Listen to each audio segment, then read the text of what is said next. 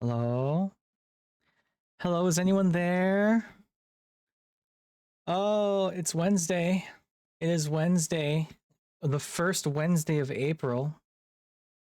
Congratulations to everyone for making it through April Fool's Day. Hopefully you didn't fall for anything bad. Ninja, hey there. Thank you. Honk. Thank you for grabbing your daily log in there, Ninja. Well done. Thank you for the honk.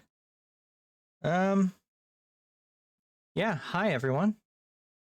Desty, congrats Desty on grabbing first. And yeah, okay. I did take my meds today. I took them earlier. I was good. I was good today.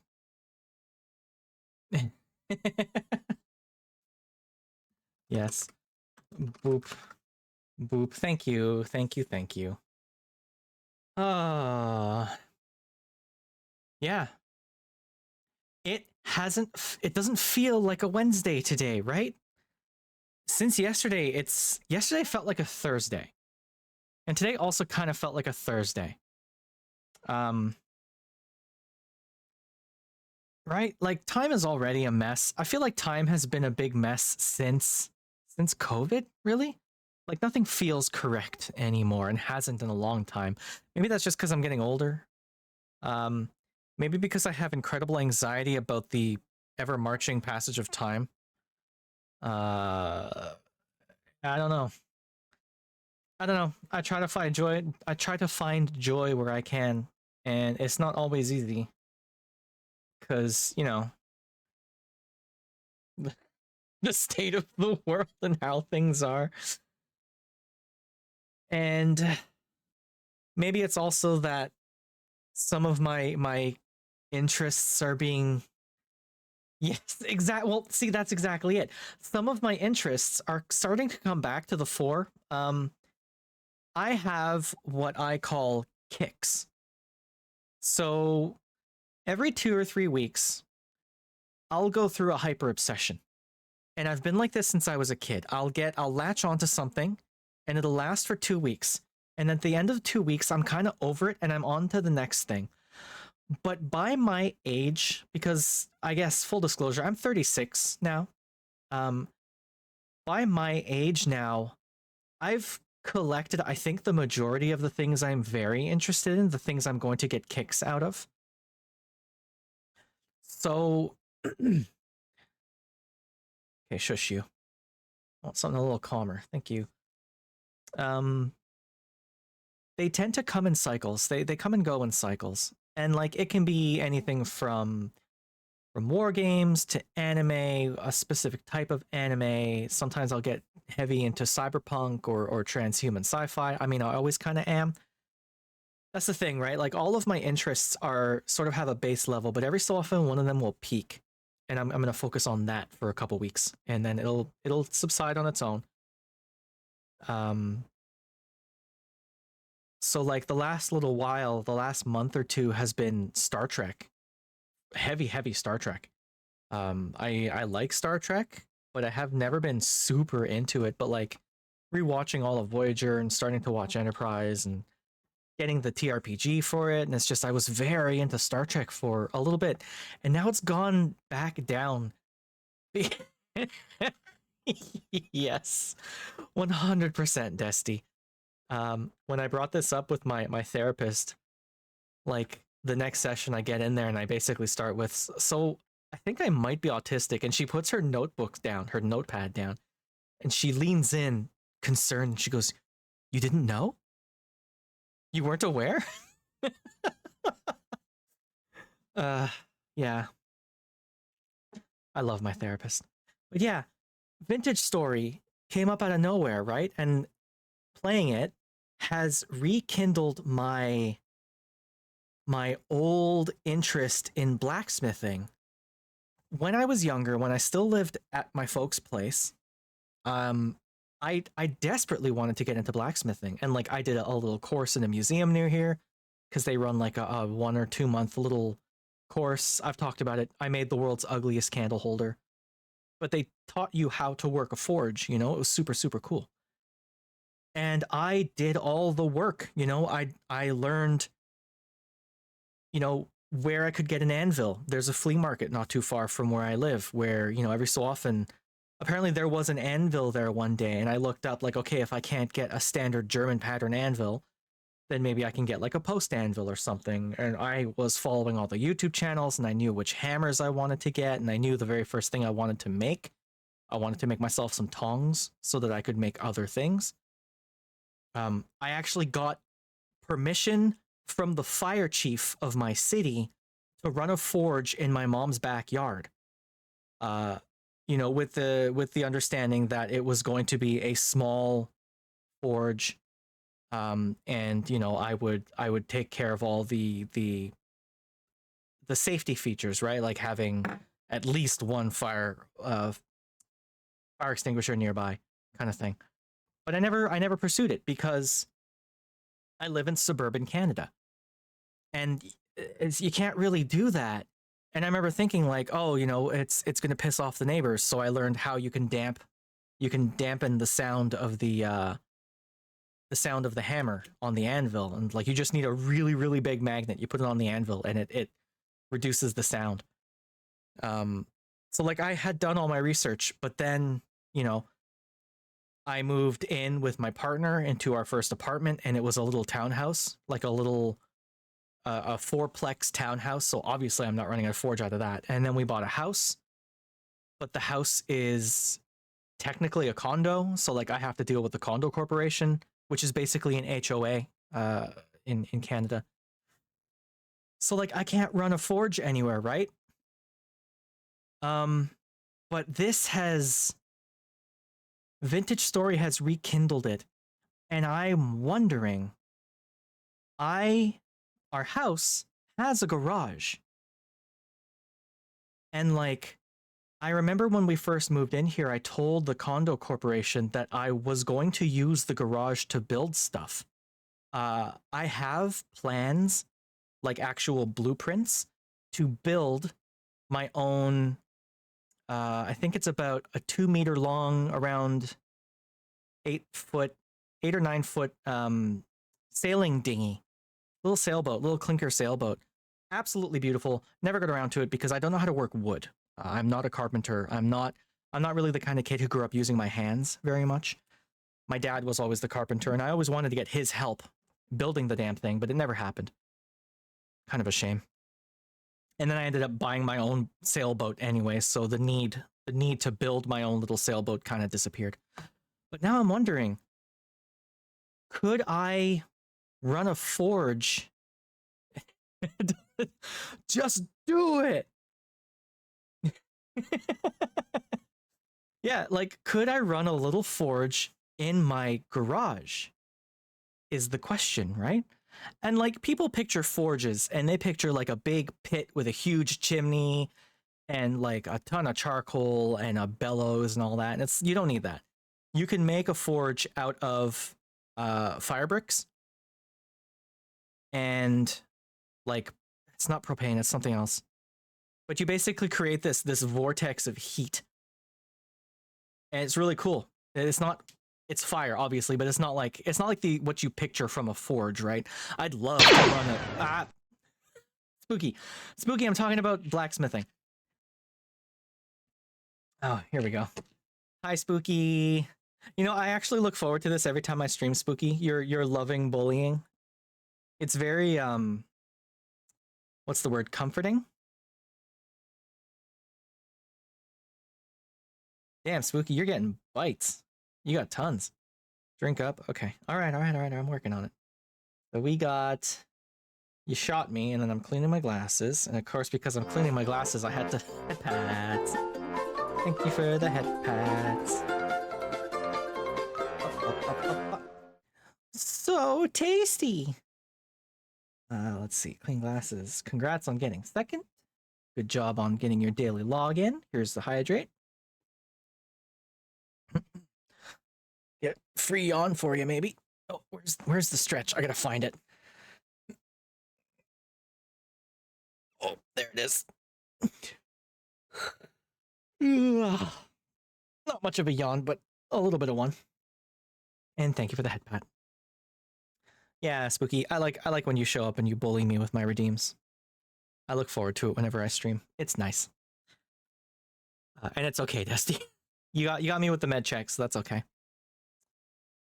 Yeah, I wanna blacksmith. Would people watch that on stream? Is that a thing I could stream? I wonder. You'll want to do your collect. So Spooky, if you do complete hash, there you go. You get a whole pile of them. Oh, that's okay. That's okay. Let's see. Everyone, go. Oh. Okay, shout out command. How come you're not working anymore? That's weird. Shout out Spooky BT. Oop. There we go. Oh, it's on the bedsheet ghost one. That's nice.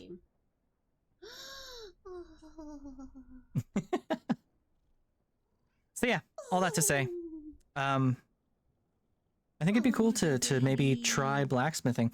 I'd have to talk to the condo corporation, obviously, because I think they'd have some issue with me maybe trying to do that in my garage. Maybe sort of, kinda. But we'll see. We'll see. Something to think about. So, it is 6:15.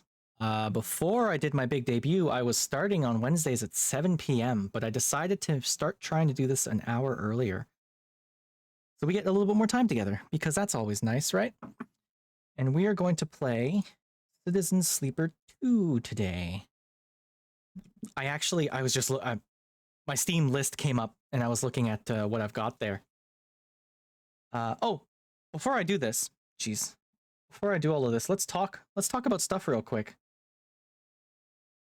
So, my schedule right now, let's see. Oop. Yeah, I mean, I really, really wanted to do it when I was younger. It'd be so cool to make my own stuff, you know?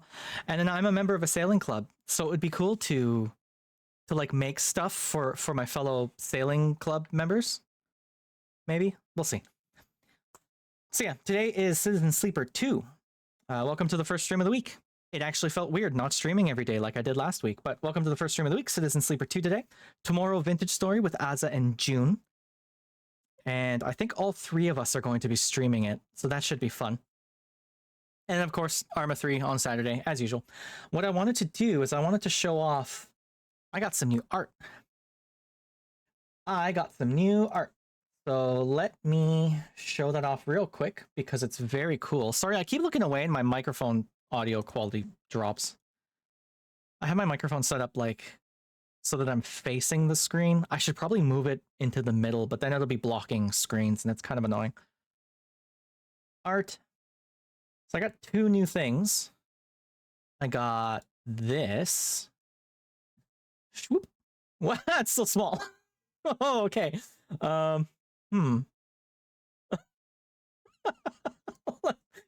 Let me just do a regular image.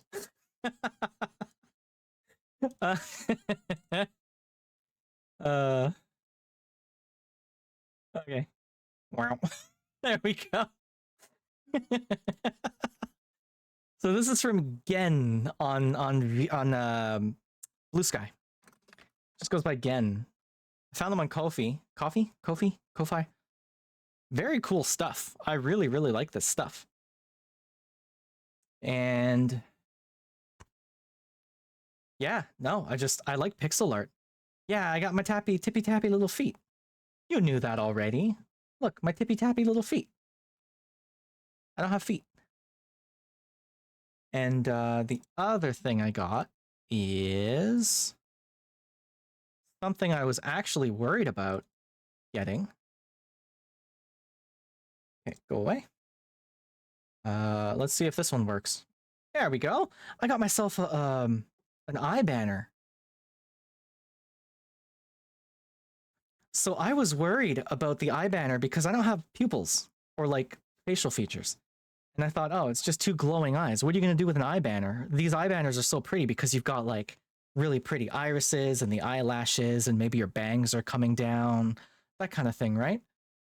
But this artist did a bang up job getting my face done right. So I'm pretty happy with it. It's very cool. And schedule, there we go. Put that back the way it's supposed to be. Aza's not here, but Aza wanted me to talk about the list I made for Hi Clam, what's up? We're talking about stuff. Aza wanted me to talk about the to-do list I made for Vintage Story because I've been adding to it over the last few days, right? Since we played on Sunday. So oop. I don't know how visible that is. Ghostly, hello. Check it out. So this is the list of stuff I want to do. And like most of it is for Aza. Scythe for Aza. The balls harden. Thank you for hardening my balls, Inaudible. Something in me said, try doing a mommy voice there, Len. And it was only by a force of will that I did not. Yes, thank you. Your service is appreciated. No, I'm absolutely not doing a mommy voice. Can you hear me right now? Like, I know that I kind of tend androgynous a little bit in my voice, but it's still very clearly mask. It's very much a mask-leaning voice. And I wouldn't even know how to do it. I wouldn't even know how to do it. I promise you this. Also, that's not really my brand. I'm going to leave that to the experts. You and Spooky, and I guess June's doing it now too. I'll leave it to the experts, don't worry. But yeah. Yes, you definitely are. Look how cool this is. Scythe for Aza, Mixing Bowl for Aza, Copper Cauldron for Aza. Like, most of this is for Aza. And then I discovered some other stuff. And a bunch of it is for June as well. Butchering Table for June, Cleavers for June, Skinning Hook for June, a Sword for June. Like, I just have this whole list. Plus, I made this. I'm really proud of this. Ratio calculator. So, oh, you pinged me in the Lancer thing. Okay, cool. I'll take a look. I'll take a look once I'm not streaming. I turn Discord off when I'm streaming. How long is that? It is only this long. Only goes down to 56. The rest of this stuff here, ooh, is... That was weird. This stuff here is just how to make a windmill and like what kind of windmill I want to make. And like how to make a health hammer, how to make a pulverizer, because I'm trying to set up our gameplay for it. But look at this calculator that I'm so proud of. So to make alloys in Vintage Story, you have to actually mix metals together in the crucible and then smelt them together. But it actually goes by ratio, right? So you want to put in a certain amount of one and a certain amount of the other, or 3 in some cases. So I made a calculator to do the math for me. So like if I want, you know, if I've got 128 copper, I'll need 70 zinc. It'll make me 9 ingots of brass. You know? If I want, like, if I want just one thing of bronze, let's see. There you go. 19 copper, 2 tin makes a bronze. 1 tin would do it because it kind of goes in units of 20. It's taken the average a lot. Like, you can see it up here, it's all averaged. But I'm so proud of this stupid little calculator. It's so much fun. Yes. Yes. It's me checking stuff out. Love Vintage Story. It's such a good game. So yeah. I guess we don't need to keep chatting. We can just get straight to gameplay. Assuming the game capture works. There we go. Boop. No, Desty, that's not correct.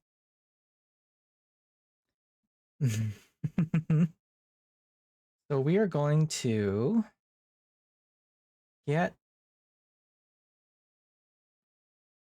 this working correctly. If I remember how my buttons work, we're gonna get this working correctly. What extra sound are you hearing right now? Oh, Firefox. Beep, boop.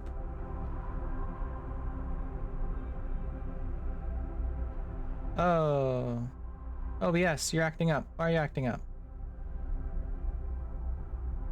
No, whatever. Don't care. Doesn't matter. I'll just keep it scrolled. I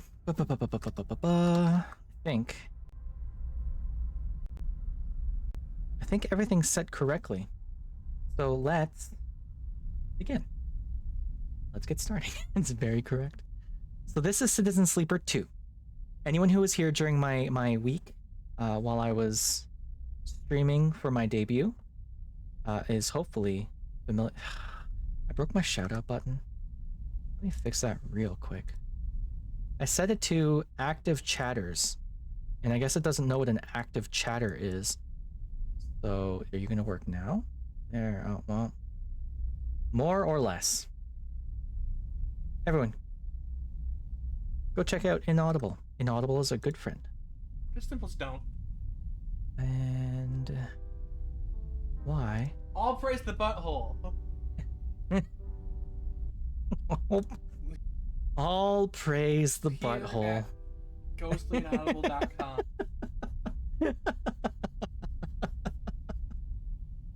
Oh boy, oh boy. Alright. So yes, if you were here during my debut week, we were playing a bunch of Citizen Sleeper 1. It's a very good game made by Gareth Damian Martin, Jump Over the Age. So he went and made a sequel. And this is actually the second sequel, because the first real sequel was a TTRPG set in the same world. So we're going to do the same thing we did last time. We are going to play this game. I don't know what it's about yet. It's about a sleeper, obviously, and you're trying to escape the company. And we are going to narrate the whole friggin' thing like I did for the first one. So I guess if you like my voice, you're going to get to hear a lot of it this time. So let's begin. I get to pick a difficulty. That's interesting. The first one didn't have this. For those focused on story, low risk. The intended difficulty for those happy to be challenged, or no second chances. Death is permanent. I'm gonna go with risky. I'm not that much of a masochist. So broken dice cannot be used. Standard stress tolerance. By the way, when you were doing the collab, I saw the green glowing line around PNGs. That's such a cool touch to them being a hologram. Oh, yeah. So I have them as holograms, right? And I've actually got my own little hologram. If I don't want to be here, I can be also a hologram. This was for when I ran PNG Plus, or PNGTuber Plus, because PNGTuber Plus uses a surprising amount of resources on the computer. So I figured there's probably a game or two that I won't be able to run PNGTuber Plus and also the game, like maybe Assassin's Creed Shadows, which I did get, and which I was playing yesterday, and which locked up my computer so badly I had to hold a pillow over my computer's face to kill it and then reboot it. But we're gonna wait for a couple more patches to try that one on stream. But yeah, I love my layout, honestly. I've done a lot of work with it. I'm glad you enjoy it, Desty. We are gonna turn this volume down as soon as we get into the game, don't worry. I know it's loud. It's loud for me too. So we get to pick. We played as an operator last. Look at the bits and the leg. Oh, it's so good. Operator sleepers are built to work with drones and remote machines over local networks to perform corporate resource extraction from a distance. So this is what we played last time in 1. There's the machinist, built to repair and modify automated systems. Very skilled engineers often struggle with tasks requiring a direct approach or social engagement. Their focus dice, so this is a new mechanic, their focus skill allows them to focus on a single task and boost their dice to excel in it. Diligent, careful, and structured people. Well, that does sound like me. Or extractor, built to work at the coal face.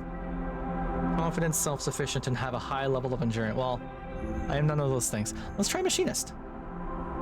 Thank you, Destiny. I also love my theme. So engage is at, I'm guessing this means engage is at 0. Engineer is at something. How does that work? That's slightly less intuitive than the last one. Accrue stress to focus on action dice. Accrue stress to reroll your action dice. Reboot config. +1 stress to reroll lowest die. +1 stress, +2, and focus lowest die. Minus stress on focus die, positive outcome. Let's try this. What's the worst that can happen? Oh, I wish the game would let you, Okay, before we begin. Options.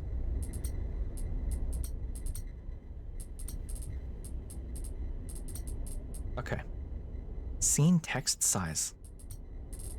Guide, resume difficulty. Look at all the extra stuff. And for some reason it's showing me controller buttons, even though I'm playing mouse and keyboard. I don't know why. I have no idea why it's doing that. That's very strange. Alright. A vast and dark interior. In the moment before waking, the dark space before conscious thought, you struggle to find the pieces of yourself. It's been a few days since I've had to narrate anything clearly. Okay, I promise I'll get better as we go. Usually these pieces come with a particular cadence, each appearing sequentially like the boot process of an old terminal. First your body, artificial, compromised, but relaying sense data all the same. Then its context, the breeze of air filtration, the soft contact of your birth in 0G. Then emotion, coming into focus, coming into your body, bringing with it that first instinct, the one that has framed your past 100 cycles, fear. But that familiar sequence does not arrive. Instead, you are unmoored in space, your body distant, your context silent, even your emotions somehow obscured and scattered. Among all that disarray, only one familiar thing arrives: fear. It is a scrambled, panicked fear, the drowning fear, the falling fear, the fear that makes you reach desperately for any stable point. It is the fear that tells you something is wrong, something is very wrong with you. Wake up, sleeper! Oh, sorry, the voice is whispered. Wake up, sleeper! The voice is whispered in your ear. An act that makes you suddenly aware of your head, pulsing in pain, your body rigid with tension. Sleeper. A familiar name. A mind copied, emulated, a body built, implanted. One person sleeping until their debt is worked away. Their double being made to work, to be consumed, and eventually to be destroyed. A proxy, an emulation. A sleeper. That is what you are. But you escaped, you remember that now. Broke free of your corporate creators, S and ARP, in search of a future. You cannot remember the details of your escape, but you know the fear has been with you ever since. All of a sudden, you remember you have eyes, and your eyes flicker open. Ooh. The tattoos. That's cool. Lane. Pale eyes and a pale face. Lane. The name comes with its own specific sensation of fear. One you recoil from instinctively. Sorry to interrupt, a sharp smirk, but this ends here. You search your mind for more than a name. Is this how you reward me for my generosity? Lane is leaning over your horizontal, floating body, looking down into your eyes. I took you in, protected you, gave you a purpose. You try to look away to the corners of your vision to find something you understand. Your body does not respond. But I suppose that wasn't enough? He reaches into the pocket of his jacket and retrieves a small vial. This wasn't enough? The vial glitters. This object you know and have known for a long time. Stabilizer. The drug that keeps your artificial body, your emulated mind, from inevitable decay. The only balm for your planned obsolescence. The liquid rolling in the vial fills you with disgust. Lane pockets the vial. But it would be wasted on you now, after what you have done to this body of yours. He looks at you with a palpable disgust. Lane's eyes scan your body, and as they do, you become aware of the wires and tubes attached to you. Those that were meant to free you from your dependence, from the stabilizer and the control it grants Lane. They are free, you piece of shit. They don't need you anymore. The voice comes from somewhere behind Lane's head. It is a voice you know, but when you search your mind to try to understand why, you find only dizzying darkness. Shut him up, Lane barks the command, and you hear the sounds of impact, of pain from elsewhere in the room. You try to move your limbs again, and this time you feel a flicker, the twitch of a finger. You feel the extension and compression of synthetic muscle. Free, are you? Lane smirks.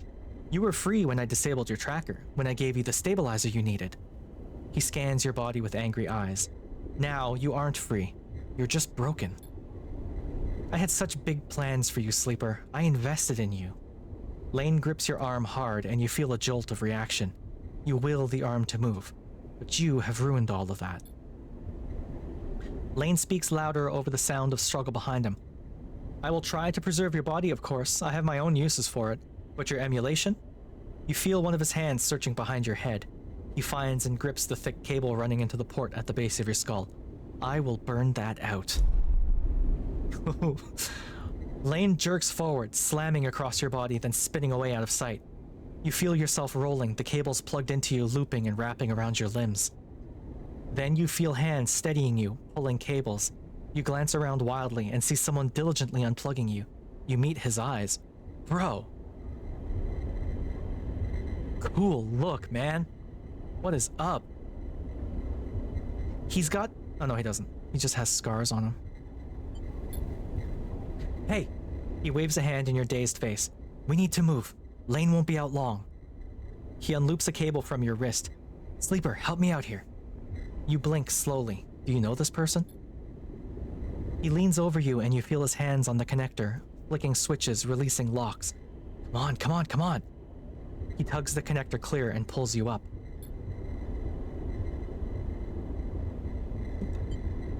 You see the room you're in for the first time, filled with tech and terminals, wires waving everywhere, all lit by big windows looking out on an impossibly bright, screen-filled street beyond. In the corner, you see the dark shape of a floating body surrounded by a glittering constellation of crimson bubbles. Is that blood? Move! You are wrestled and shoved towards the door, which slides open in front of you, and then you are out in all that brightness, all that movement, gliding hard towards some unknown destination. You come to a stop in a dark alley, the one who guided you here pausing to catch his breath. He doubles over beside a massive life support unit that sends a lukewarm breeze across your skin. You stare at him, trying to recall anything about him. You notice his tattered jacket, his lightweight clothes. You remember the station runs hot. Something about the power that flows through the place. He looks up and meets your eye. What's going on, Sleeper? He wipes sweat from his forehead and it floats away in a swarm of spheres. Talk to me. Friggin... Who are you? You see a concerned frown cross his face. Don't mess with me, Sleeper. That's not funny. He comes closer, eyeing you carefully. What station are we on? He narrows his eyes, waits for the answer. You close your eyes trying to recall. You force your way through the dark to the image of a station. No, a city, growing on the back of a vast set of hexagonal solar cells, shadowed by them. You open your eyes. Dark side. The word leaves your mouth like an exhale, an instinct. Before you heard yourself sound it out, you didn't know it was there. He sighs. And me? Who am I? You see something like fear in his eyes, panic, perhaps. You stare hard at his face, the slight upturn of his mouth, the intensity of his stare. Nothing comes. He closes his eyes and drops his head, putting a hand to his temple. The reboot. He is speaking quietly to himself. Lane interrupted the process, and... He lifts his head and stares at you. We need to keep going. We need to leave. He turns and kicks off down the alley. Come on, the rig can't be far. That's cool. Building like a city on the back of a giant solar panel floating is a very cool idea. As you are led through the passages and serviceways of the station, you try to recall your life here. The texture, the temperature of Darkside feels familiar, but you struggle to pin specific memories to it. Focusing hard, you recall waking up in these passages, cycle after cycle, the rhythms of the station flowing over you along with the crowds. You recall desperation and the slow decay of your body that caused it. Then Lane, those pale eyes, offering you a glittering vial, stabilizer. the promise of supplying more for your work, a deal he locked you into like a cage. There your memory fails you, but in the dark beyond that moment, the residue of panic, of fear, remains. You know what I forgot to do? I forgot to change what game I'm playing. I'm super bad at that. Citizen Sleeper 2. Done. Oh, did I not have a go live notification? That's odd. OBS, what are you doing today? Why are you being difficult? No, it's okay, Destiny. It's not your job to remember. That's entirely my fault.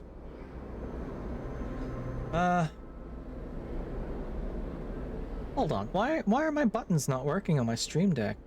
Well, that's working.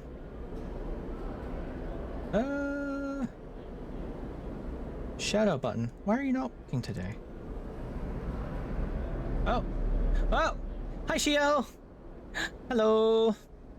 Let me be with you.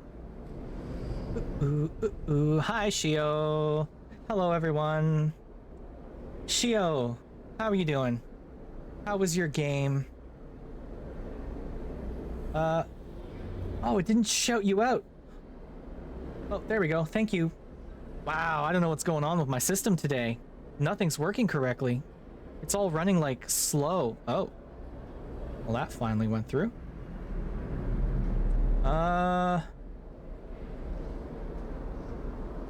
Seriously, what's going on today? Very weird. AI is everything you hoped for. Cool, that's good. Sorry, I'm troubleshooting here. My system, it didn't play you a clip. It shouted you out, so it did that at least, but it didn't play a clip from you. And my Stream Deck isn't working. I'm gonna do this real quick. Shio, oh, Shadow, here. You gonna play a clip this time? Yes, no, maybe? Oh, you are clipless. No, you must have a clip. No? Nothing? Well, so it goes. So, hi. I'm glad your game went well. If you gotta do your usual, the usual, you know, the streamer thing. If you gotta raid and run, be my guest. If you gotta go water yourself or get some food, absolutely go do that. And thank you so much for raiding to me. Hi, raiders. I can see that Desty is one of the raiders, so hello everyone else. I'm Len. Hello. I am your friendly Canadian gamer bot. I like to play TTRPGs and TTRPG adjacent games. So today we're playing some Citizen Sleeper 2, which is the sequel to a very, very good game. One of my favorite games, actually, Citizen Sleeper 1. And it involves so much narration. Yeah, I know, I figured, Desty, it's okay. I do the same thing. I'll lurk in all of Ghostfish's streams. So yeah, welcome everyone. We're gonna keep going. If you're wondering, I just said the word Ghostfish. If you're wondering what that is our little Discord group. So there's me, Shio, Aza, Spooky, Ghostly and Audible, June. Did I say Shio already? I think I did. Jax, once he starts streaming. There's a whole pile of us. But it is not a Discord only for Ghostfish members. It is also a Discord for our collective communities. So if you want to come hang out, if you like what you see, if you like what you saw with Shio, join up on Ghostfish. There's me, there's everyone else there, and we can chat and have some fun. So yeah, let's get back to the game, yeah? We are trying to escape this place called Darkside. I think that's what's happening. So...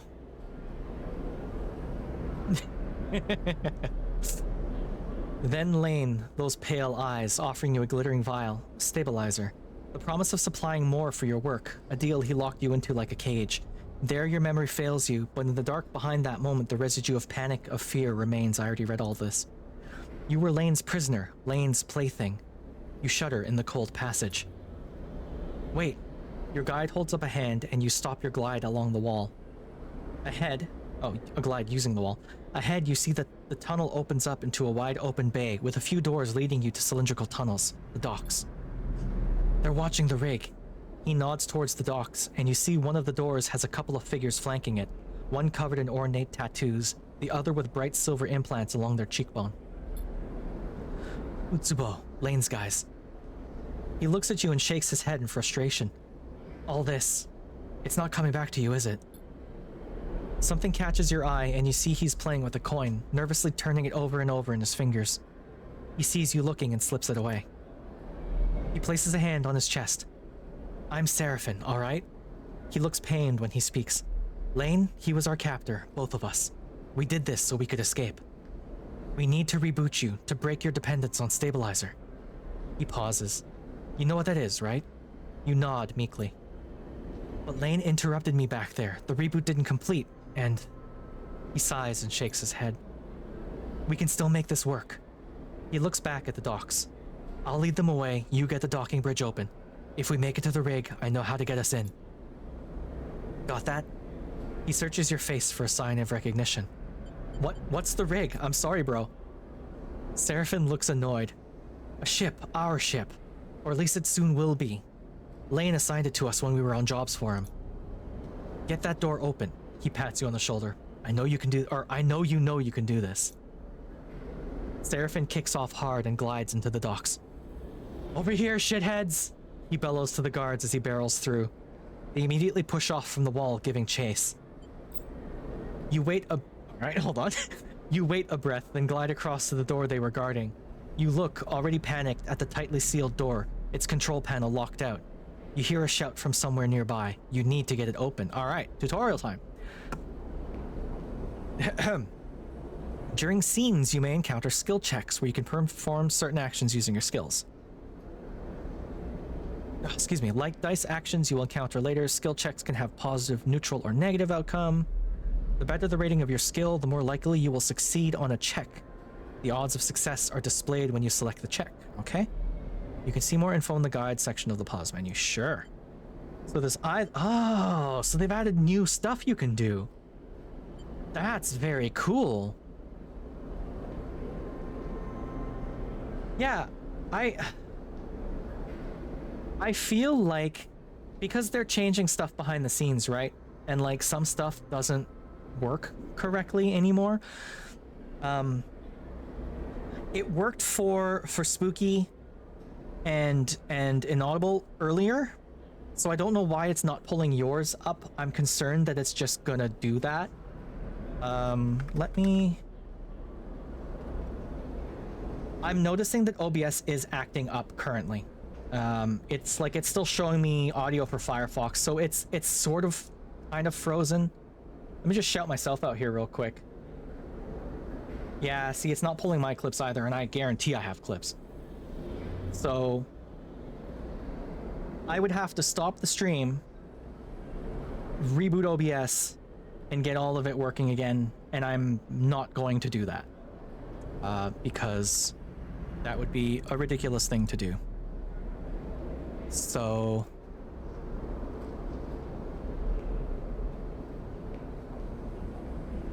yeah. Yeah, see, it's saying... StreamerBot's saying that it's completing the shout-out correctly, but it's clearly not. Yeah, I don't know what's going on. It's acting up for sure. Beats the hell out of me. Good old OBS, right? What can you do? I wonder if anything else works. I'm gonna head pat myself real quick and see if that works. Well, that works. Yep, I don't know. Wouldn't be a stream if there wasn't a little bit of scuff, right? What can you do? Like at least... The ball's hardened.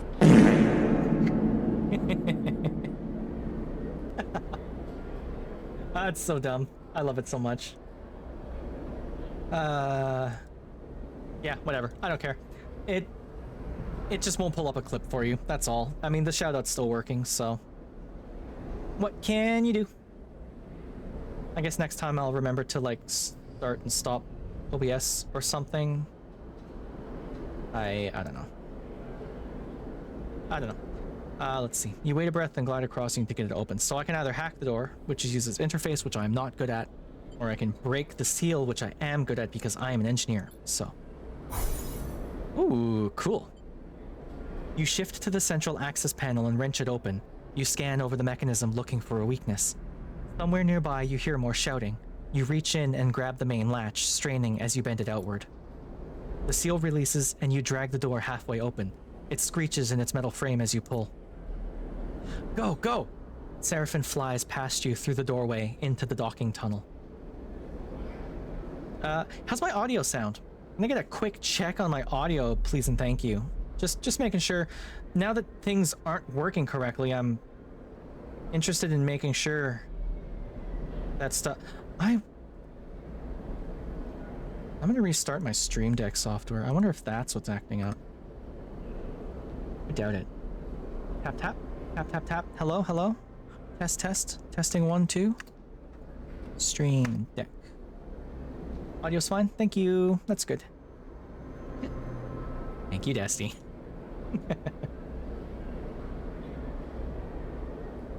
I mean, I tend to keep my scuff to a minimum usually, right? Like it's usually pretty okay. Oh, interesting. See, now like if I try to open up my oh no. Stream, what is going on? Very strange. Very strange. A little bit of how the sausage is made. Just a little bit of that going on. Apparently it's already been an hour. That's surprising. Whatever. Whatever. Y'all can see this and my audio sounds fine, and that's all that matters in the end, right? You turn to see the two guards approaching fast across the docks and quickly glide after Seraphin. Seraphin is already at the rig's door, inputting an entry code. The rig's door scissors open, and whoa! Now I'm dropping frames. Good lord. Nothing's working right tonight, eh? Jesus. All right, are we back to normal there? We good, OBS?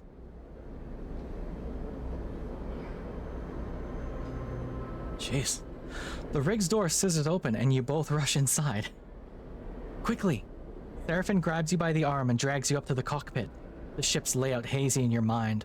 Yeah, don't say that, Desty. I don't want to think about that. PCs are expensive and I don't want to fix mine. It's been fine. So like, unless me playing Assassin's Creed the other night broke some shit in my system, I can't imagine what's going on.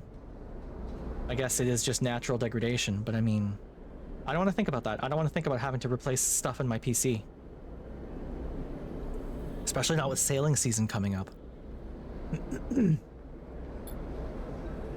He dumps you in the flight seat and straps himself into his own. You see him tap a series of buttons as he does, talking to himself. Come on.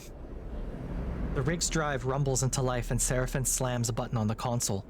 You feel the force of the ship's acceleration as it pulls away. Ooh. What? I do worry a lot. I'm really good at worrying. As the ship glides into place on the connecting bridge, its automatic systems nudged there by the port's docking protocols, you feel a sense of relief. Cool. Seraphin burned hard out of Darkside, and you dropped in and out of consciousness in your seat as the rig made its way across the belt. But now, with open space between you and Lane, you feel fresher, more awake. Seraphin breaks the silence. We're good, Sleeper. His eyes don't leave the monitor, and you realize this part of your escape is routine for him. You and he must have docked this ship countless times in your work for Lane. The problem is you don't remember any of them. We made it, he whispers, closing his eyes and letting out a sigh. Yeah, we kinda did. He turns and you see a pained look on his face, as if remembering something difficult. Have you said this exact thing to him before, in this same situation? You alright? He looks at you, chewing one side of his lip, searching your face. Not really, he puffs. Seraphin reaches up, flicking through a set of switches in a practiced fashion, completing the shutdown. You watch, a little frustrated with your own uselessness. Running the rig, you realize, is just another thing you've forgotten. A clunk that runs through the walls of the ship is followed by a short, percussive alarm tone from the pilot's console. Docking complete. Seraphin kicks off from his seat, twisting as he glides past you towards the back of the cockpit. His hands find the rails on either side of the door and he pauses, facing into the corridor beyond. He turns back to you, backlit in cold cyan. We need a plan. He glances around. Lane's not going to let us slip away quietly, he sighs. We need to talk. I need answers. Seraphin furrows his brow. Not now, Sleeper. We need to forget. He flinches, the words coming out wrong. We need to focus on something other than... He pauses again, unsure. He sighs. We need to survive this thing first. Then maybe we talk.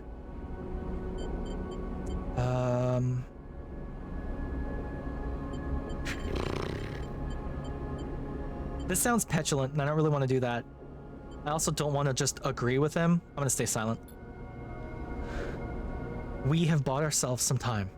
He glances through the cockpit window at the blinking lights of the station. You may not remember Hexport, but I do, and there are plenty of opportunities here for us. If we can keep our heads down, he turns back to the corridor. That's what we'll do. He pushes off and glides towards the main lock, and you follow, pulling yourself along, hand over hand in 0G. We already emptied the tank on this thing. He slaps a hand against the ship's insides. So, we need to refuel, and that won't be cheap. But if you and I know one thing, Sleeper, it's how to work. I'm gonna get myself reacquainted, see if I can turn up any old connections. People that might throw us an easy contract. You, he glances back over his shoulder.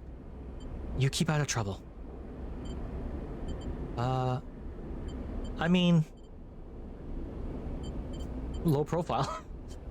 Seraphin stops at the airlock.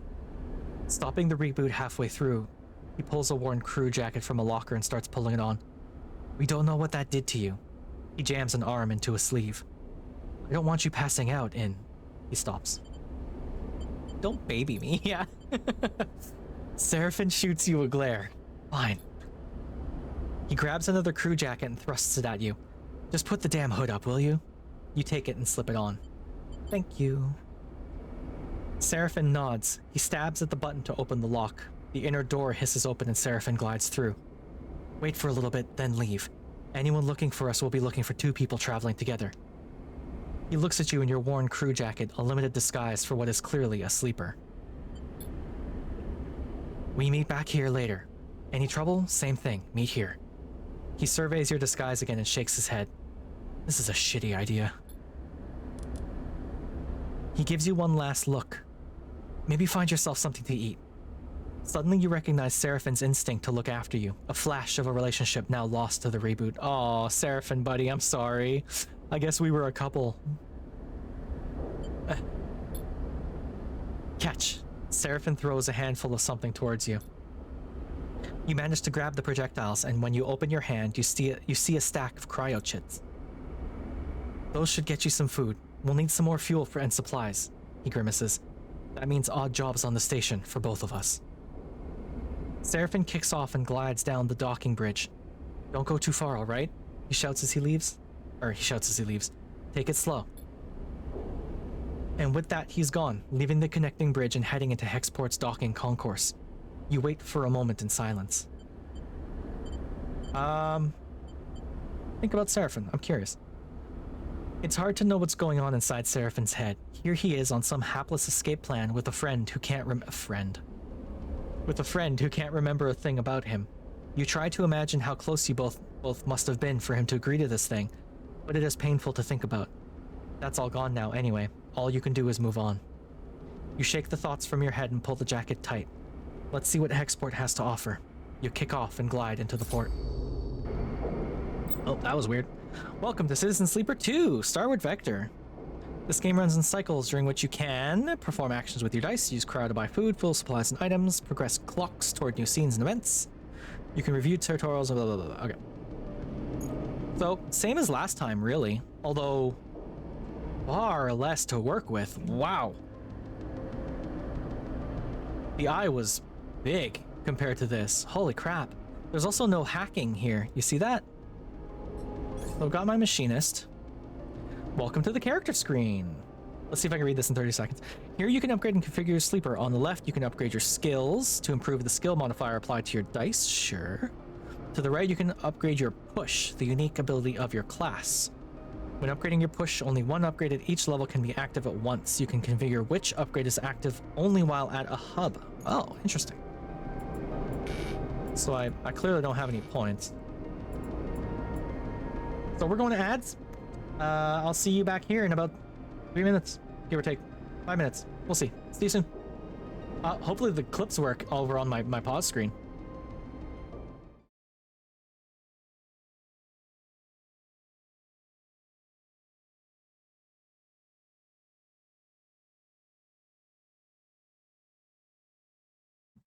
I'm gonna take that as a no. No, they won't.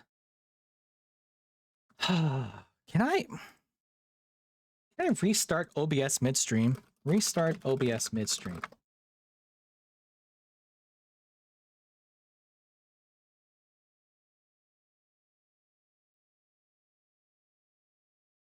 Yeah, oh, I'm curious actually.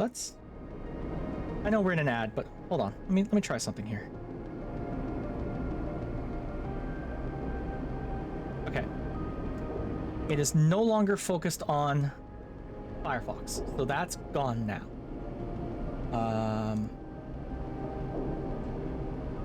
Is that... It was holding on to the thing. It will kill the stream, I am aware. We were holding on to one thing, so...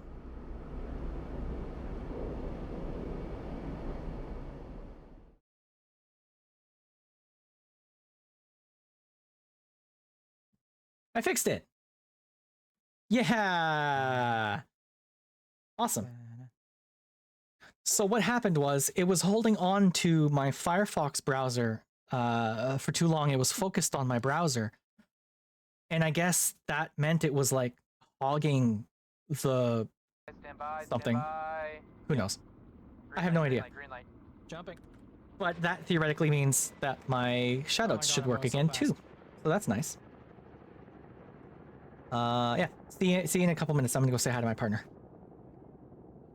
Fucking high action, high octane action. Let's go. Don't get on the building. Don't get on the building. Okay, we're good. Oh, that was so cool. All right. It's okay. Jim, it's okay. You get fine here. We won't judge. Haha! Let's go! Oil monster thing. The big goopy ass monster. Whoa. This would...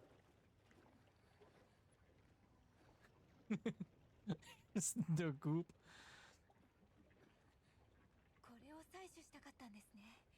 Hitting him with that oil tua.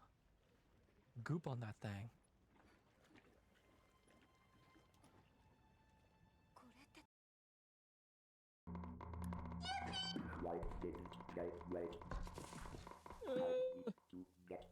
Wait, no, why? They're leaving us? No. I'm so close. Oh my god, I love this clip. So close. No, don't leave me. That is one of my favorite clips now. It's so good. It was so cinematic. I can't see anything. Let me move to your other side. Hold on. Stop swinging around. I think I see something that looks like... Yeah, just shoot it with what you think it looks like it. Can I get a range on that? It's 107. 107? Yeah. Okay, clear back blast. Yeah. Rocket, rocket, rocket. Fucking... Yeah. Okay. We're back. We're back and things work again. Which means, theoretically, this should work. Ooh, it does. It do work. It do work. Nice, nice, nice, nice, nice. Cool beans. Okay. Sweet. All right, so that's something good to know. Don't close my pop-up window when it's focused on my browser, because then the browser stays focused and it's a problem. So that's okay. We don't have any drives yet. So what have we got to work with? We've got Hexport Exchange. We've got this. What clock is this? All right. The rig is your ship and home in the belt. While the rig is docked at a hub, there are multiple areas you can visit. At a hub. So we're going to be going from station to station to station. That's interesting. Use dice to reduce stress. Sure. Somewhere. Use supplies to regain energy in the galley. Other locations will unlock as you play. While the rig is in dock at a hub, your crew will also help to gather resources to contribute to the upkeep of the ship. You can choose which resources they should focus on in the crew task menu to the left. We're gonna get crew? Oh, that's so cool. They have a random chance of acquiring it at the beginning of the following cycle. Oh, this is so cool. This clock is a cycle. I know how clocks work. So Seraphin is the only person in my crew right now. He's working to get cryo. Oh, I see. So he's working odd jobs to get cryo, but he could be trying to get fuel or supplies. We've got cryo down here, we've got fuel, and we've got supplies. Explore map. There's a map? Whoa, they've added so much to this game. Back, okay.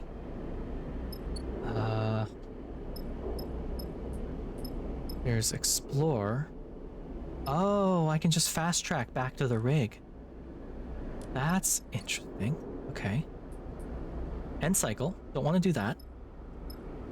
And there's the galley and the bunks. So, galley. Make a meal using supplies. Supplies are typically saved for contracts, but when food isn't readily available, you've got to use what you've got to survive. Okay. We've got the bunks. Sometimes it is necessary to rest, or at least try to, in the compact bunks of the rig. This will help you reduce stress when not on contract. I'm guessing this guy up here is stress. Oh, because we don't have... So remember in the first one, we had energy from food, this bar here, and then we had another bar above it that was stability, because we had to constantly get stabilizer to fix ourselves. We don't have that in this one. We've got this up here with dice associated with it. So I guess you can recover on your own, but that uses dice. I mean, we'll get all of that when we do the tutorials. So we've got the docks and the exchange. In Citizen Sleeper 2, you perform actions by assigning action dice. The higher the dice, yep, same as the last one. Your dice will be modified by your skill, yeah, same as the last one. Dice actions have this. Each is rated safe, risky, or dangerous, same as the last one. Okay. So we can chat to crews. We can explore the docks. And both of those will give us Hexport connections. Okay, I'm not great at engage. It's interesting that they don't use numbers. I'm assuming this means -2, so let's test that. It is in fact -2. Whoops. This one is a flat 0, so that's okay. All right. And then we've got exchange. Trade for scrap or trade scrap. All about identifying materials and cleaning up components. It's an engineer's job more than a trader's, or impress brokers with interface. And both of these will give us rules. So if we're looking for contracts, it's down here apparently. So you know what? I've got 2 5s. Let's go big, right? You just progressed a clock. Congratulations. Clocks track your progress towards both positive and negative, filled by performing actions. Sure. So, out of curiosity, what is this clock on the run. You put some distance between you and Lane, but you are sure he'll close the gap as soon as he's able. So we've got 1, 2, 3, 4. So 16 segments on this clock. So we have 16 cycles to get away from here, which means we need to work. Interesting. This game is a masterclass in running clocks in games. So my game, Starforged, Sundered Isles. Before I did my debut, I was playing Sundered Isles on Wednesdays, right? That game also has clocks, and I kind of forgot about them for a good while. But I feel like playing this game is giving me a really good idea of how to run clocks. You know, as tension builders, as scene challenges. You could play this game in Starforged very, very easily. It would work really well. If I didn't already have a solo TRPG system for this game, I'd be running it in Sundered Isles. Or Starforged, I mean. Because it just works really, really well. Trade hall. So we can buy fuel. We can fill fuel. This works with cryo. We can buy supplies or we can fill supplies. You can, if you have enough cryo, you can fill your supply capacity in a single order. Oh, if you have enough cryo, you can fill your fuel capacity in a single order. Hey, I mean, I do though. Right? I don't have enough for supplies, but I can refill our fuel right now. Go for it. Fuel capacity filled. Cool beans. Did I get anything special here? Oh, I didn't even fill it completely.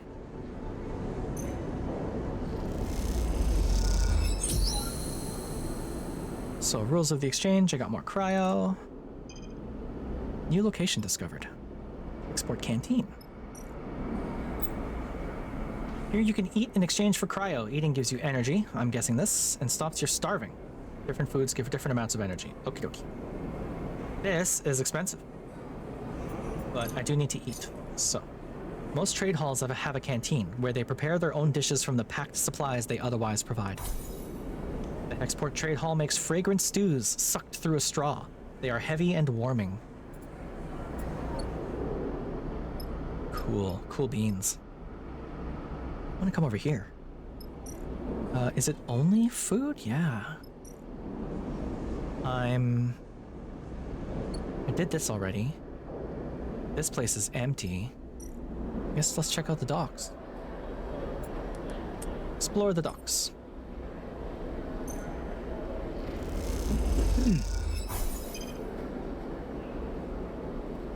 Data brokers, rig crews, towers of pulsing tech. This place is a maze of glowing glyphs. Do I want to risk it with a 2? That seems too risky. What happens if I put a 2 and a minus? Nothing. I guess 1 is as low as it gets. The Ben's Chaotic Dockside Bar. Play Star and Stoker. SNS is a spacer gambling game played with custom magnetic dice. Chits are stashed in symbol-marked cans, and winning is ruthlessly luck-based. Cool. Buy a Ben's Fry. A plastic bag of flash-fried salt-flecked tubers. The Ben's Fry brings spacers back to the scattered tables of the bar, cycle after cycle. I mean, I have $0. Let's go for it. I won? Cool. Let's go gambling! Oh my god, I can't believe I'm winning all of these. You've used all your dice. You need to end the cycle at the rig to reroll them. Okay. Wait, I want to try one of these fries. +2 energy for 7 cryo? Damn. Okay. Cool. I guess I've done everything I can today. Let's go to bed. So we definitely don't need him to get fuel anymore. Cryo is good. Because we got all the fuel we need. So cryo. And cycle. How are we feeling so far, chat? Is this cool? Is this as good as the last one? Because I'm very much, wow, that roll. Hell yeah. Already? We're in trouble, sleeper. Seraphim leans into the bunks as you're getting up. Without further explanation, he disappears down the corridor towards the rear of the ship. You drift out into the passage, pulling on your clothes, and glide down the length of the rig, the cool air making you shiver. Seraphim is a silhouette, silently leading the way. He stops at the far end, diverting through a side door, shooting you a glance as he does. You find Seraphim inside, holding one of a tangle of arm-thick tubes that are waving in the zero-G engine room. You know what these are? Not a clue. Tubes. Seraphim rolls his eyes, but you see the hint of a smile. Thanks, genius. Kinda like Seraphim. These are the engine's feed lines. He waves one in the air. And before you ask, no, they aren't supposed to be waggling loose. What happened? These must have broken loose when we pushed the ship hard on our way out of Darkside. He looks at the mess. We are lucky the reserve tank is empty, otherwise, he shakes his head, it would have been bad. But, he pushes the pipe to the side.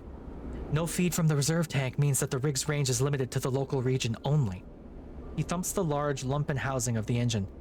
This thing can't take us anywhere far. Yeah, so we fix it. Seraphim sighs. That's the short of it.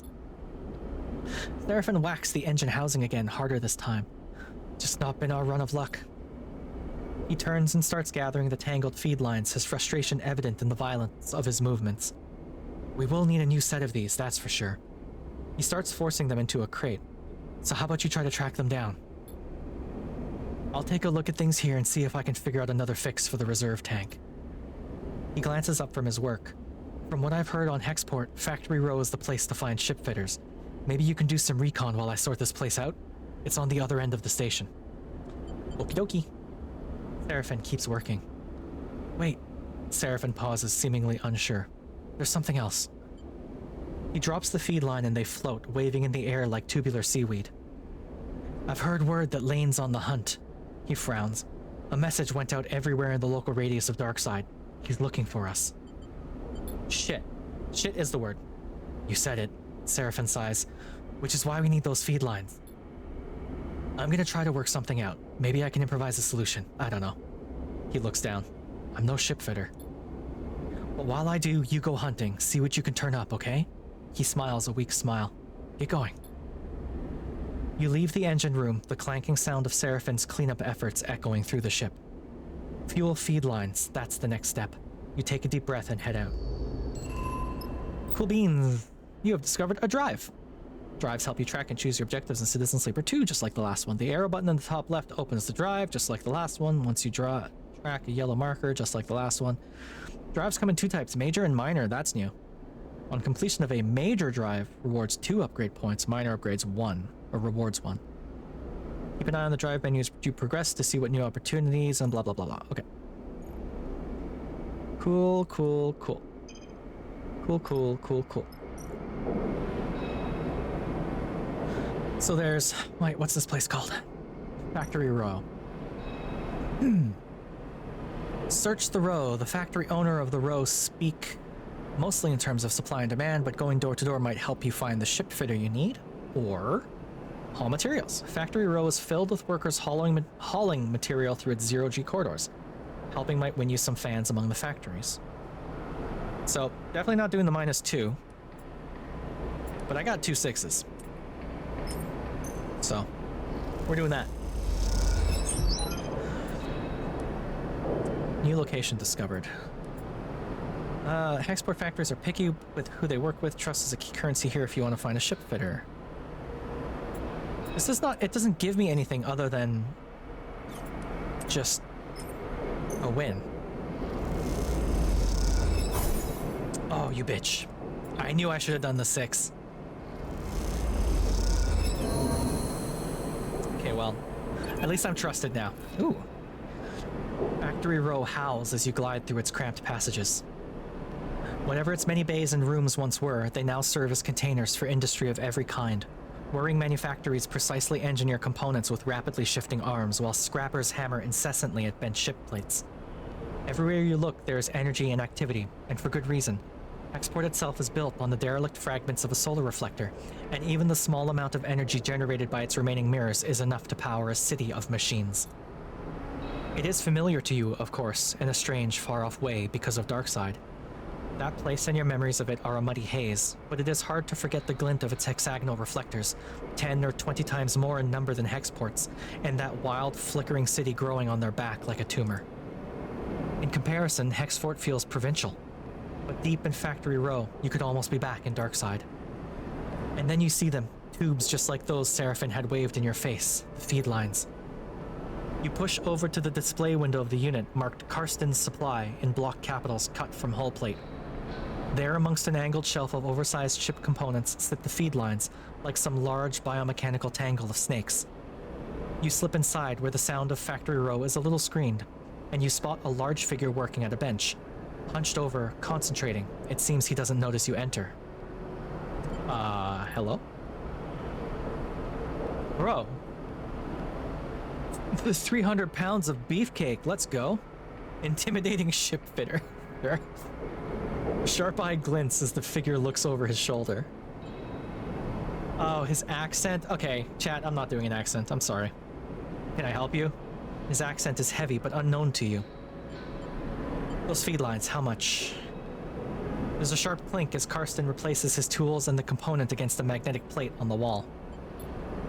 He turns with a surprising grace and begins cleaning his hands on a cloth. Those sharp eyes scan you, but Karsten's thick-set features do not betray the results of his assessment. Custom built those, for a client that never collected. He looks at his hands while he speaks, checking for stray oil stains. You have one of the old MEVs then? He sounds out the letters in a way you don't recognize as he speaks. You try to recall anything you know about your ship, but the memories elude you. Perhaps Seraphin should have come along. I think so. Karsten squints a little. Right. Look, Karsten. Hydrate, okay. It is important to keep myself going. Thank you, Dusty. Look, Karsten drifts over to where you're standing, his imposing height evident. For a fellow enthusiast like you, he continues in a distinctive monotone, let's say a few hundred cryo on clean chits. He shoots a glance at the feed line. 400, let's say, to be precise. 400! That's more than I ever got, even in the first one. Jesus Christ. I don't have 400. Karsten looks you up and down and sniffs. It's expensive, I know. It's a shame, but it's just what they're worth. He screws up his mouth a little into something that might be a smile. However, I'm more of the bartering type myself anyway. Yeah, barter sounds good. Karsten nods sagely. There's a little favor I need a crew for, and, well, you look like you might be a good fit. He tucks the cloth away in a pocket and clasps his hands. I know of an old Solheim wreck out there, very old, pre-collapse. It's tucked away in a dead zone, so no one has ever really cut it. He shrugs. Not only that, but Solheim derelicts have a habit of triggering nasty security protocols when approached by an unfamiliar ship, so it's been left well alone. With a salvager like you with an old Solheim rig, I bet it wouldn't even flinch if it saw you coming. He smiles. I have a special interest, a need for that old tech. All those Solheim ships had a data core, and while I don't care about the accounting reports or material ledgers or whatever they kept on the damn thing, I do care about the hardware. So, if I was to find you back here with that data core in your cargo hold, clean cut and complete, well then I could see my way to doing a straight barter for those feed lines. Karsten pauses, sniffs at the air again. You just need the coordinates. That's it? Simple as that? Simple as that, he repeats in his monotone way. So, you interested? He glances back at his workbench. Because I'm a busy man. Yeah, I'll do it. Alright then. He holds out a heavy hand for you to shake, and as you automatically reach out, he grabs your forearm instead. Karsten pulls you closer, squeezing your arm. Let's keep this one between us, alright? He half smiles, his huge face and close. Oh, his face huge. Wow, how did I flip those words? He half smiles, his face huge and close. It's our deal. Before you can respond, he thumbs a little drive into your palm. those coordinates. And then he lets you go of your arm with what you swear is a wink. You take a moment to gather yourself, and by the time you do, a whirring fills the air, Karsten having returned to his workbench. You turn and glide out of Karsten's supply with a growing mix of anxiety and excitement in the pit of your stomach and the cacophony of Factory Row in your ears. A contract. Seraphim might even be impressed. You look at the drive in your palm and smile. This could be a route out. You think of leaving this place behind in possession of an improved ship, too. Suddenly, a small but firm hand falls on your back, an equally small voice coming with it. Hey, wait up. June! I don't know if June is here or not, but June, look, it's you. You turn in the passage to see a young woman, her hair waving from the rapid glide she clearly just came out of to catch you. She steadies herself using your shoulder. Sorry. She smiles a quick and flat smile. Wanted to catch you. I'm Junie. Her dark eyes flick around nervously. You notice the portable terminal she carries, something data scrapers call a deck, and her backpack full of components and trailing wires. What's up? Karsten, she starts, still catching her breath. He sent me to grab you. She smiles that flat smile again. Wants me to come with you on that job. Her eyes shoot down to the drive in the palm of your hand. She smiles again. I don't believe you. I don't believe you. Why didn't he tell me? She glances back towards Karsten's. I guess he forgot? He does that sometimes. She looks sheepishly at you. He just grabbed me after you two were done talking, so... Karsten's always sending me on things like this. I guess he wants me to help you out. Keep an eye on things. She pauses. I can be pretty helpful. So... She looks around the passage. Should I meet you at your ship, and you can tell me when you're ready to go?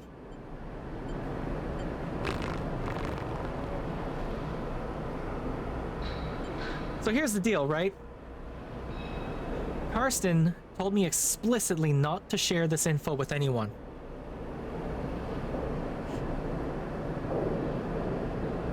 She looks like a scamp, too. Like she's gonna take the data and run, you know?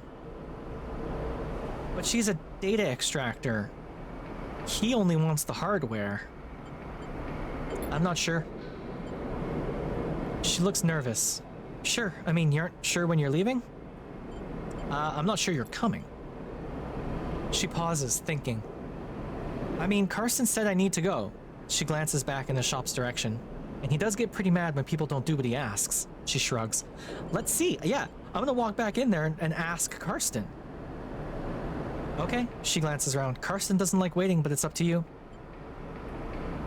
Junie pushes off and waves. Looking forward to working with you.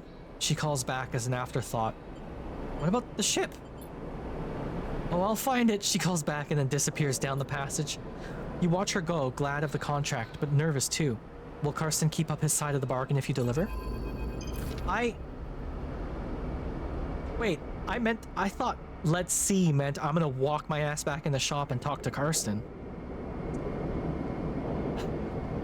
As good as this game is, video games aren't TTRPGs. Because if this had been a regular TRPG, I'd have walked my ass back in the shop and talked to Karsten. Like, hey, do you know this little scamp?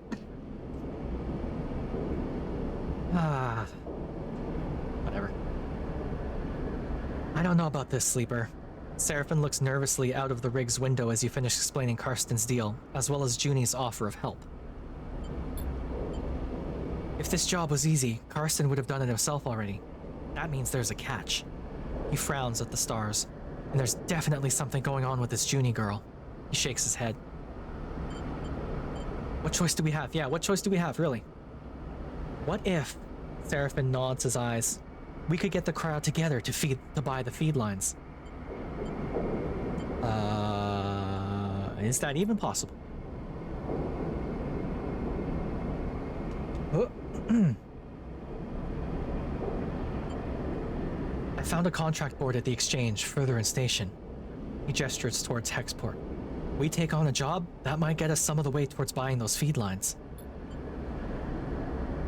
Plus, even if we do want to take Karsten's job, a bit of money to get ourselves prepared wouldn't be a bad idea.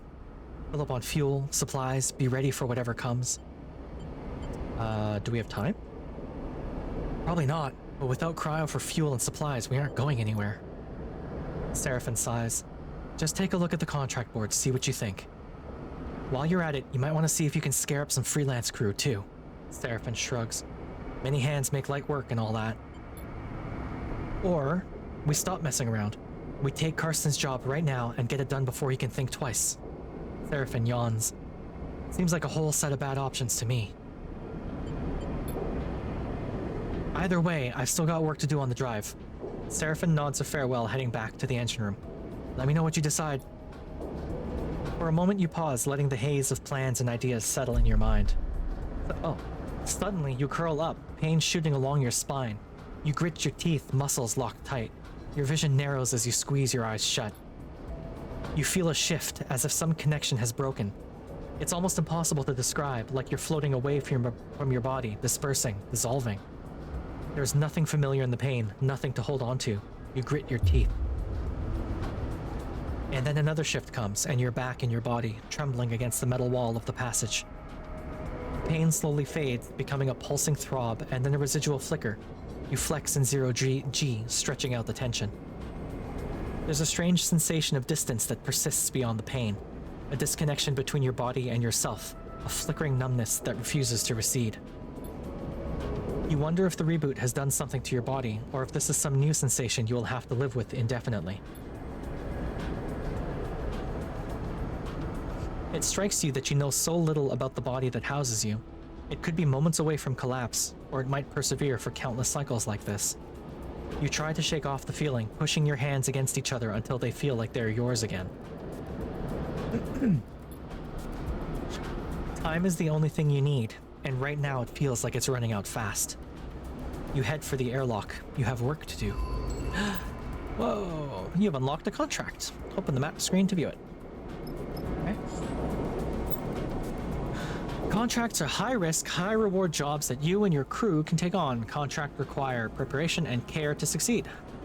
You'll need to gather enough fuel to travel to the contract, gather as many supplies as you can afford to keep you and your crew going, look for opportunities to recruit crew, temporarily or permanently, to help you on a contract, consider which crew to take carefully. They have different skills and stress resistances, and who you choose can affect the story.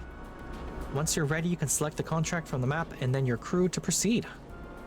Interesting. Carson is offering you a straight barter for the feed lines you need if you bring him the data core from this derelict. Any raw scrap you pull out is yours. Extract data core. Confirm vector. Negative.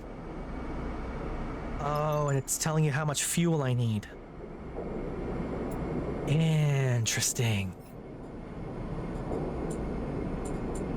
So...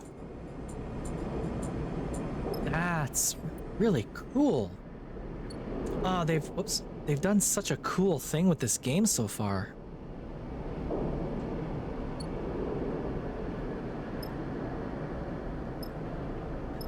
So there's the supply.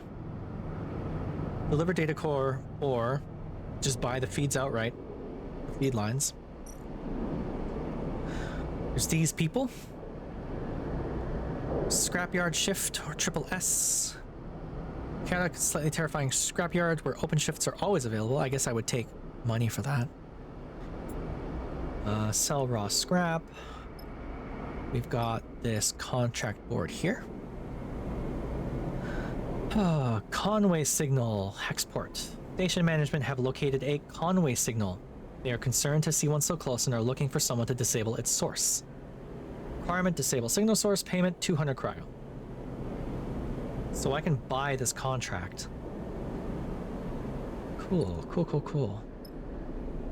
Or there's canteen. Eat at the canteen. Supplies, fuel. Where would I get crew from? Buy a fry. I'm gonna get a little bit of money from playing this game. And one of these fries. Thank you very much. Oh, chat to crews. Export connections. Or explore the docks.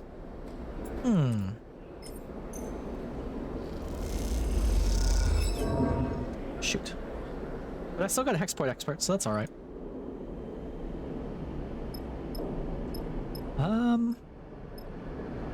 Yeah, I don't know. There's really... Person said find a crew, but like... Recruit local crew. Oh, it is there.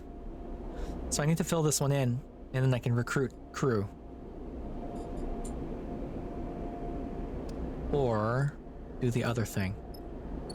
So I'm out of dice. Let's take a nap. Deal with it in the morning.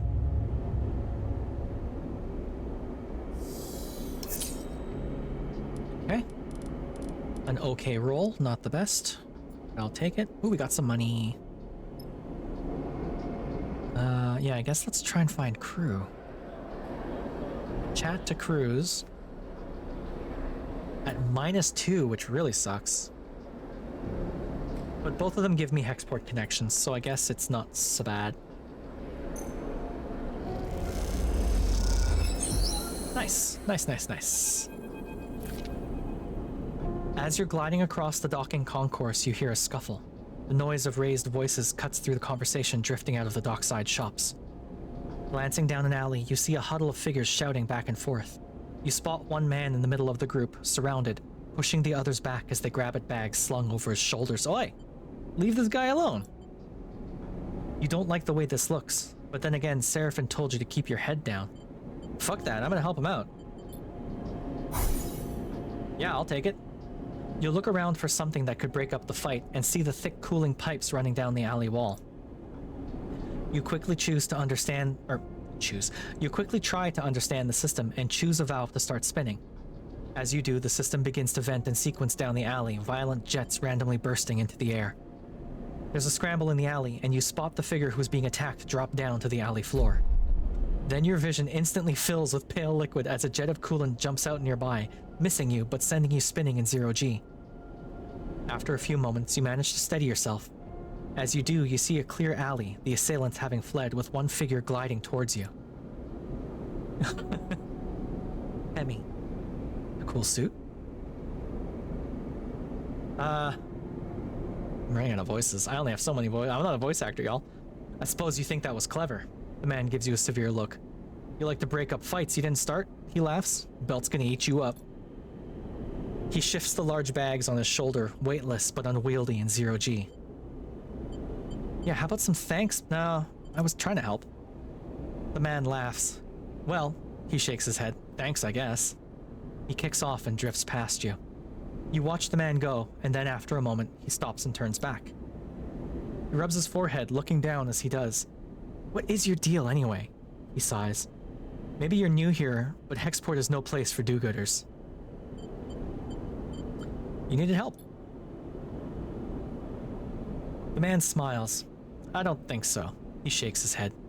Bunch of cowards, idiots too, getting beat up over some scrap.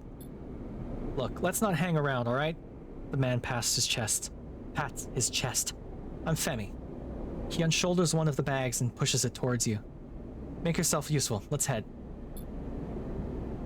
You get the strap of the bag over your shoulder and follow him through the docks, gliding past the concourse towards the connecting bridges. He cuts down a side passage, looking back to check you're following. Then he stops at a docking bridge connecting to a dull green ship with yellow markings. You look out the viewing window at its odd catamaran-like shape, seemingly built from two separate hulls welded together. Is it this one? Symbol crash, he says, and you assume that's the ship's name. Oh, I like her. Femi, you bringing in strays? A young woman, brightly dressed and stretching as she glides, drifts into the passage. She glances at you. No offense. Nia. Femi shakes his head. This one, he squeezes your shoulder, helped me fend off some Hexport scum while you were busy sunning yourself. Nia raises an eyebrow. I'm sure you could handle them, big brother. Awkward chatting. Her glib response hides the flash of concern that passes across her face. You can't tell if Femi noticed. I like Nia. Nia turns to you. Thanks. She smiles sweetly. And I'm sorry for my brother. She shoots him a glance. Just in general. Nia. Femi murmurs. Enough now. He reaches over and takes the bag you were carrying. Nia rolls her eyes at you, but stays silent. Factory Row wouldn't take these. Femi hefts the bag. I'm gonna load them back up. Maybe we'll find a use for them. He turns back to you. Thanks for the assist, Sleeper. He nods firmly. Not what I expected. He slaps the button for the bridge door and kicks off along the docking bridge on his way to the symbol crash. Nia looks at you with raised eyebrows. I hope my brother was joking? Or did you really help him? I tried to. Thank you. She looks back at the ship. My brother needs more help than he admits. What do you mean? She tenses. I don't know if... She smiles a tight smile. I shouldn't have said anything. She pauses, thinking. I want to ask you something. She takes a deep breath and gives you a direct look. What is she building up to? Are you looking for crew? She looks away. I am, in fact. Sorry to be direct, but you seem like... Well, if you're on Hexport, maybe you are with a crew. She stops herself. I mean, maybe your crew needs crew. Maybe you're looking? I mean, I am. She struggles to hide her smile. Nia looks back at the ship, then at you. Look, I'll be honest. Being on a crew with my brother is nice, but he is suffocating me. She frowns at her own bluntness. I'm not a kid anymore, you know? But he still sees me like one. She shrugs. I want to show him I can handle myself. I need experience. I need to run some contracts. She gives you a determined look. What do you say? Shh. Didn't I ask your brother? No, I mean, she's a grown woman, maybe? Maybe? I can't tell. Spacers probably look younger than they actually are for a while too, right? So...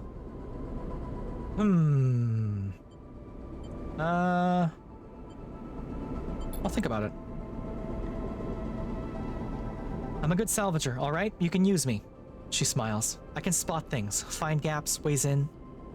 She folds her arms across her chest. I know what I'm doing. Femi taught me well. She glances back at the ship. Just consider it, alright? Let me prove myself. I don't know if you can hear this, but my cat is using the cat wheel next to me, and I think she's finally figured out the rhythm of how to sprint on the thing.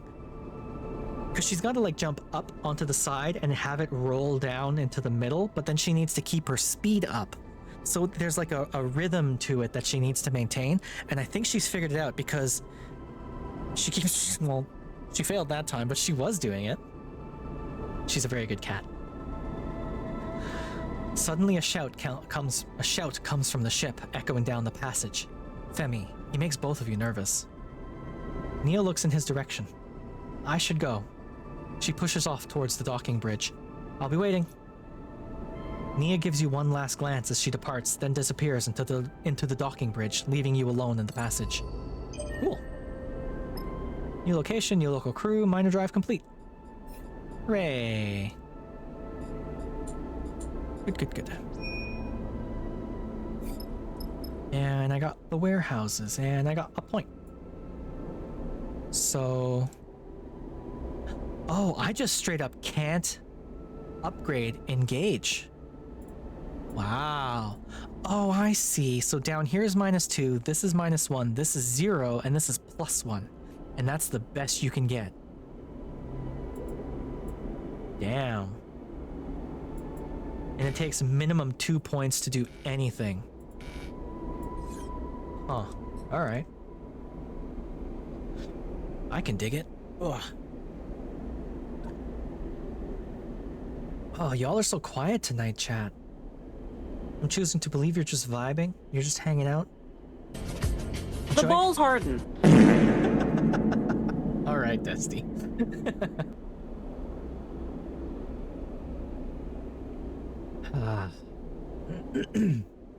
All the excitement from my debut is gone. Now y'all just want to listen. You even?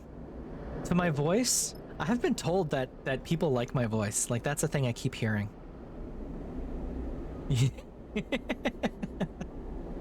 I'll show you noise. If it goes off. There we go. Freight loading. The warehouse is at the Hexport docks. I have a sleepy... Oh, that's good. I mean, honestly, I'm okay with that too. Maybe I should put that in my tags. Sleepy voice. Is that a thing I could do? TRPG, hot NPCs, point and click. I'm gonna put sleepy or sleepy voice. Is that a thing I can have? If I type in sleepy voice into the tags, OBS offers a bunch of them. One of them is sleepy voice e-boy, sleepy boy corner, sleep 2 voice, sleepy ice dragon franchise. What? Sleepy ice dragon RND at what is this? Oh, I'm stumbling onto something I don't know about.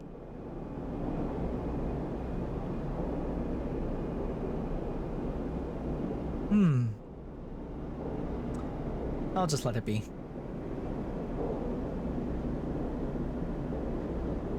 I'll just let it be.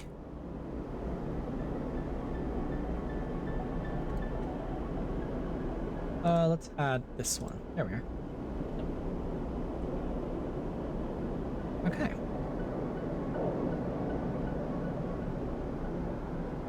No, if I made it seem like I'm not happy that chat's quiet, honestly, knowing that people are here and they like my voice enough to fall asleep to it is kind of nice. I like my lurkers. Keep lurking. So I don't need to do any of this stuff here. I am going to try to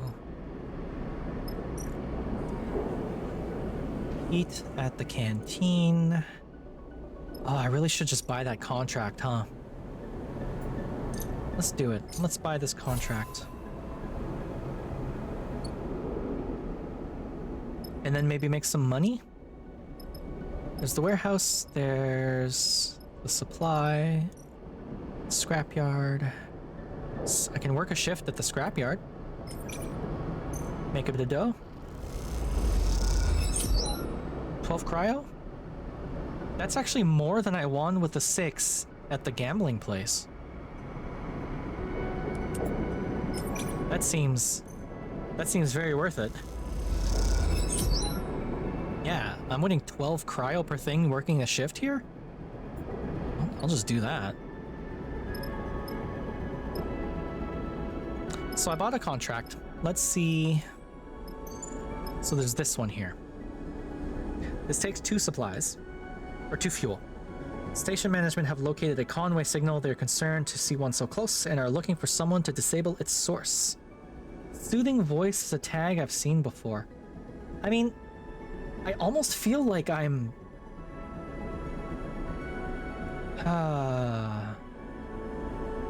It almost feels... What's the word I'm thinking of?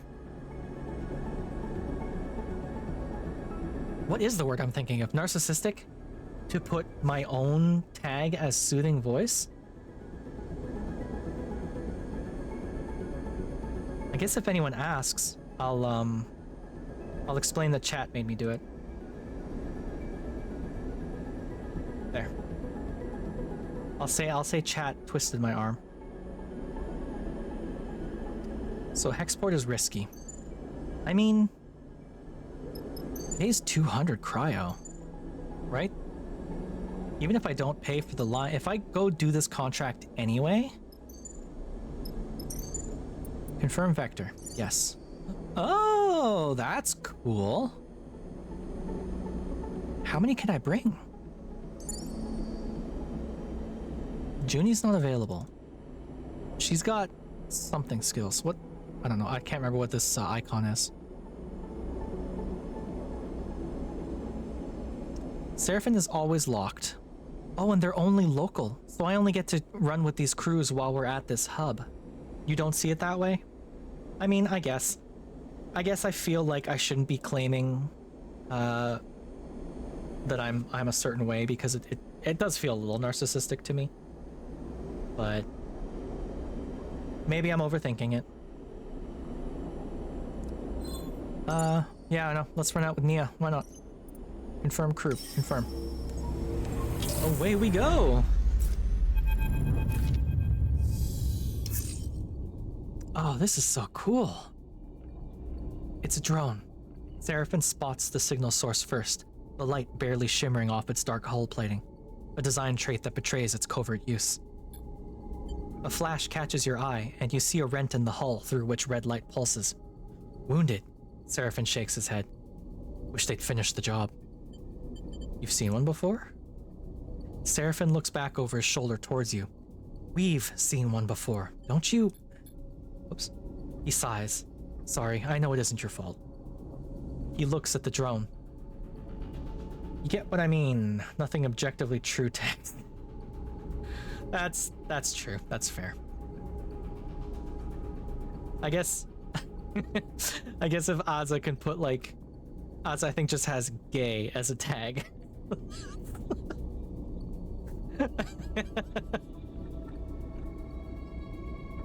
Also, I suppose I've had enough people tell me that I do have a nice voice, so I'll believe you. I'll shut up and I'll believe you.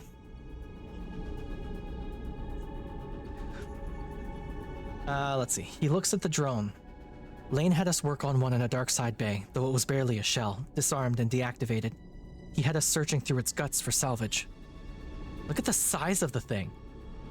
It's a big friggin' drone. Even that one gave me the creeps, and it had its core ripped out. He pushes the ship closer. This one is still alive. Conway. Nia kisses her teeth. Corporate scum. You glance over at her and see the fire in her bright eyes. They don't even dare to come here and force us out themselves. It's all proxies and drones. She shakes her head. Typical core-bred cowards. Run into them before? She glances at you. You might say that. She looks out at the drone. You won't see me taking my eyes off that thing for a second. I am not doing that, Desty. Desty? You're gonna make me use my new thing. Desty? I am not going to put that in my tags. Come on. Come on, Desty. I mean, I do. But like... I feel like that tag has entirely different connotations.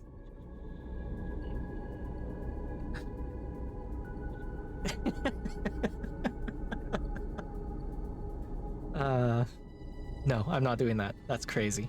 What is up? Oh. Why did I make this one? That's such a weird... This one's already here. I feel like this is...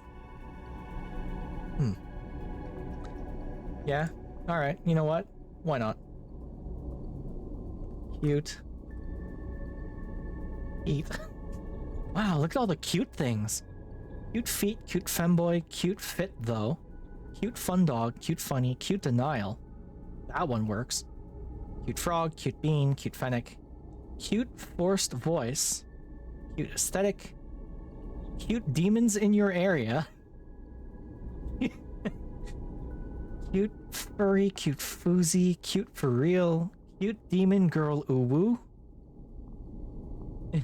There's so many of them. I'm not.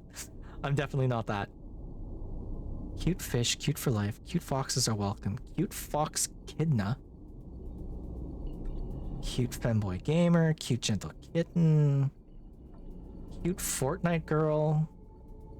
Cute FS girl? I don't know what that means. Cute fidget spinner. Wow, there's so many of them.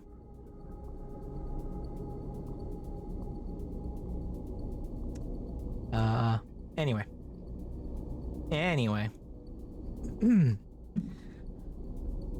Oh, get a bit of a stretch in.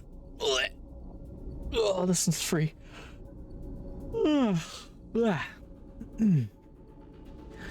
Seraphin carefully guides the ship closer. You watch the drone. System is full of these things now, running missions for their operators. Rare to see one out in the belt, though. Maybe got hit during a run-in with Senate Stat mercs. Senate Stat is a new corporation we have not heard of.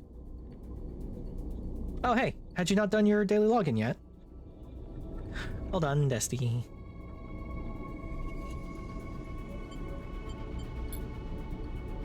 It looks like it's drifting.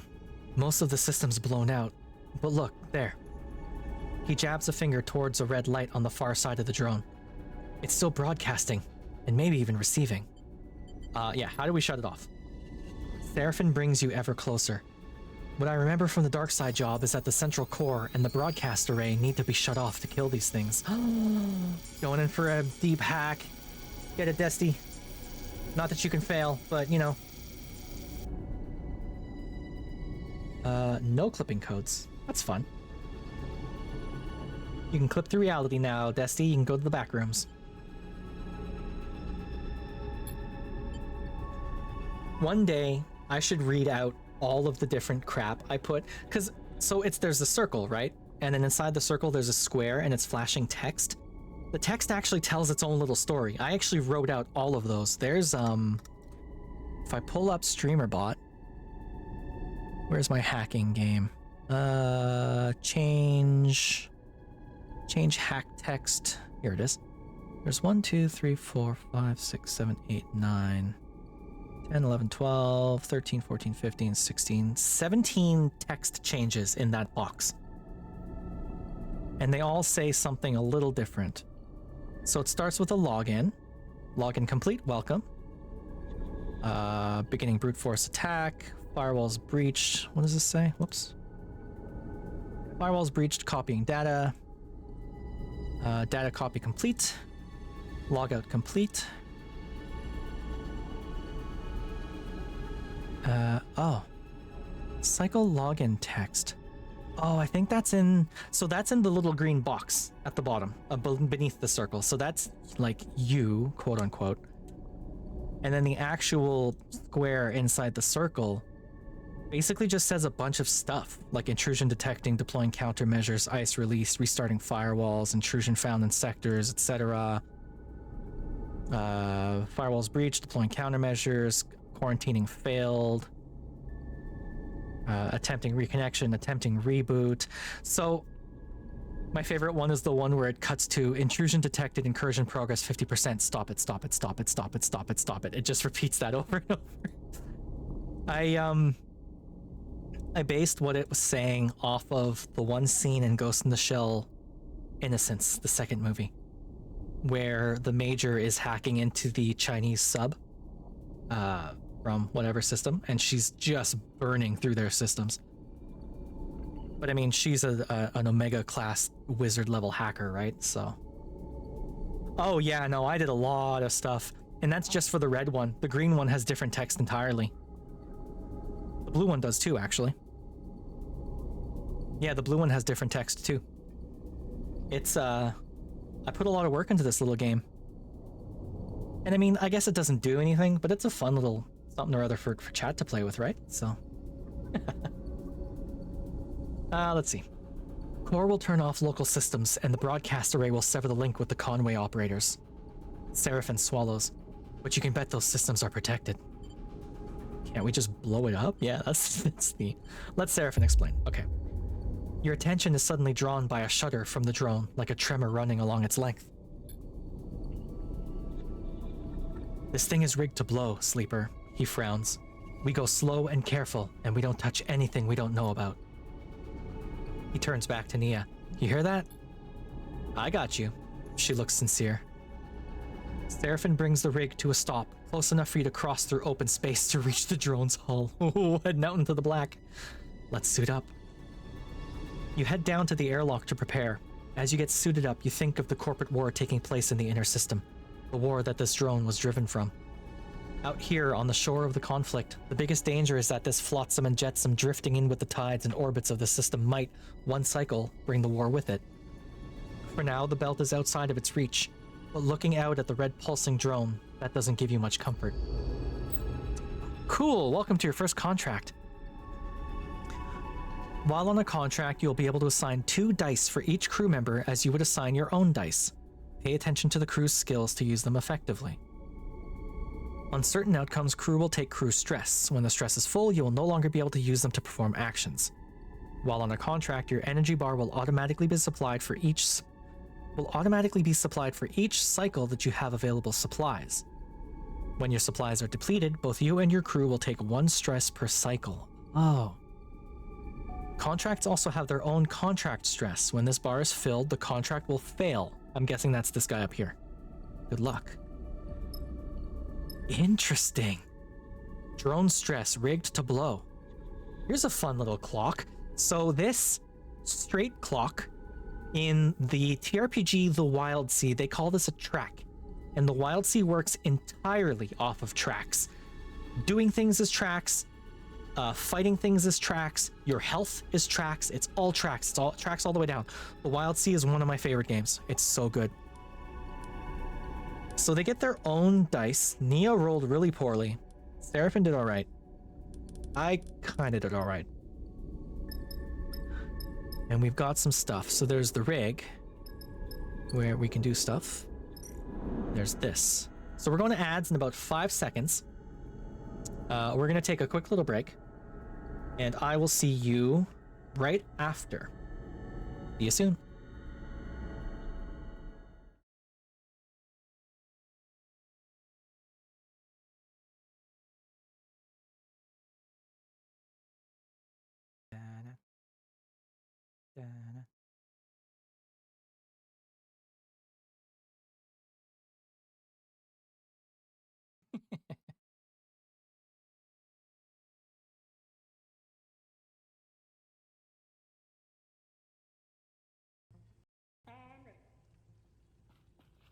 Hey y'all, what does imposter mean?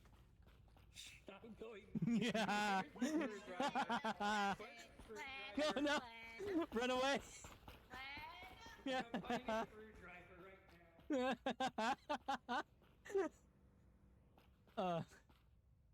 What is this? I was found a cassette. something better than a screwdriver.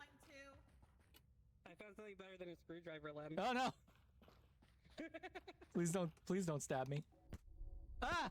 No, what are you doing? Oh, wait, are we actually doing this? No, Are we actually no, doing this? no. Ah.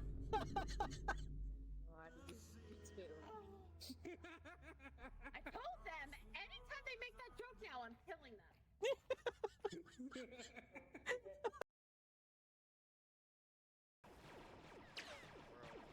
Just try your best, Unlucky. We believe in you. Serpentine. Gotta sneak in between these.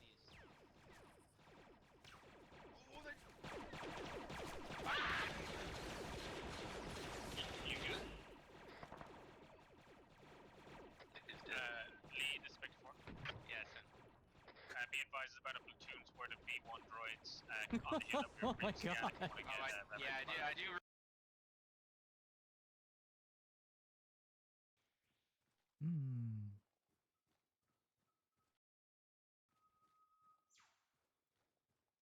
Oh, Jesus. Contact straight ahead of me. Contact close. They're right here. Yep, we have eyes on. Don't move. You got spotted, didn't you? Oh, yeah. There's another one, so just be careful. Copy. Swinging right, gonna get wedged. Ugh, that was a grenade. Interesting. They're throwing grenades. My whole body.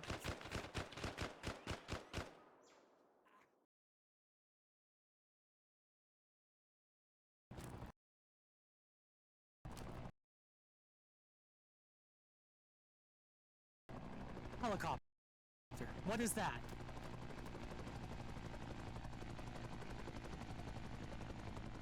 What is that about?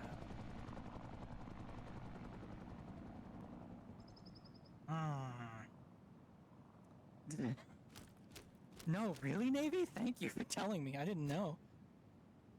I've been hiding in a cave my whole life.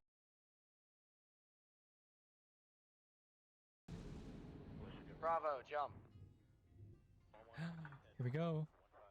Squad lead, jump. Jumping. Caution, ramp. Oh, God. Oh, I've been yeeted. Alright. So I need to pull my chute at 200 meters. I'm watching my altimeter. Ground's coming up fast. Ooh, my heart's actually pounding. This is funny. Ooh, it's getting close to the ground. Wonderful. Okay, pulling. Oh, Jesus, no! Well, I took their advice at face value. I pulled a 200 and I paid the price. Rip me. I'm still alive.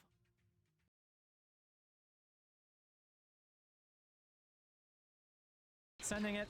Gentlemen, be sure we're looking at our west and our south. Do not get fixated in one direction. I think they already killed that together.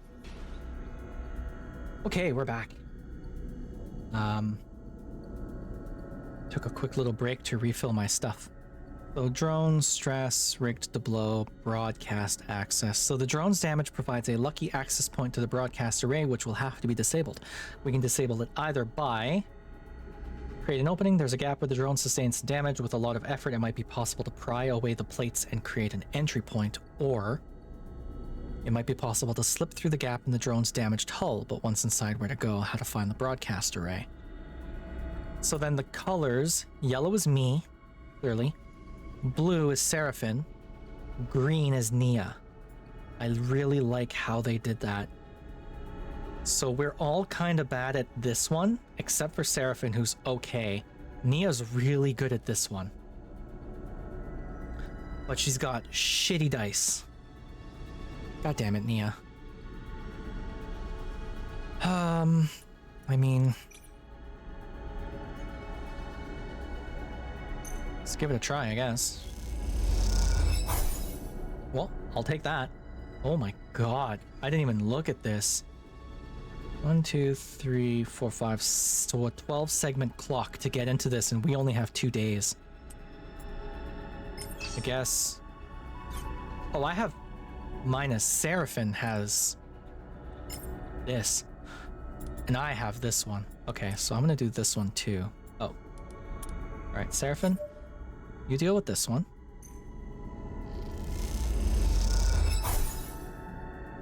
Jesus God, this is gonna be rough. I deal with this one. Alright, broadcast access. And I guess I'll keep going. I'll use the dice as much as I can, right? May as well use them all. Oh shit. As your stress increases, oh, I see. You will have a higher chance of taking damage to your action dice each time you roll them. What does that mean? Oh, and that was only here. So I was looking at the hull damage, right?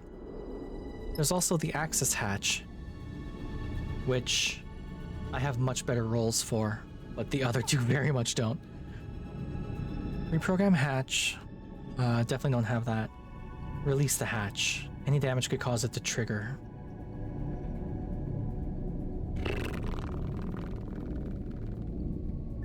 It's almost worth it to keep working on what I was working on. Let's see. Complete Conway signal. Doesn't really say how to do it. It just says to do it. So how does the stress work? Guide. Stress. Your stress tracks both physical and mental stresses you accrue. You accrue? Excuse me. You accrue stress by undertaking dice actions while starving or when using the push ability on a contract. You can have a maximum of 10 stress. When your dice are rolled at the start of the cycle, your stress dictates if they take damage or not. Higher stress means a higher chance of damage. The white markers above the stress bar tell you which numbers will damage your dice when rolled. When at a hub, you can reduce stress at the rig bunk's location using dice. Each dice has 3 dice health. When this is depleted, the dice will break and must be repaired. On the safe difficulty, broken dice are worth 1. On all other difficulties, they cannot be used. When at a hub, you can repair dice at the rig workshop location by using rare and scrap Oh. On risky and dangerous, if all of your dice are broken, your character will die. On risky, this means you will gain 1 permanent glitch. On dangerous, your game will end. Okay. So it's a little rougher than the last one. So if I roll a 1, it's gonna break. I'm assuming that's what... or... no, if it's here, if I roll a 1, it'll break. So I'm okay on stress for now, but I mean, I'm gonna take more as we play. Oh, no.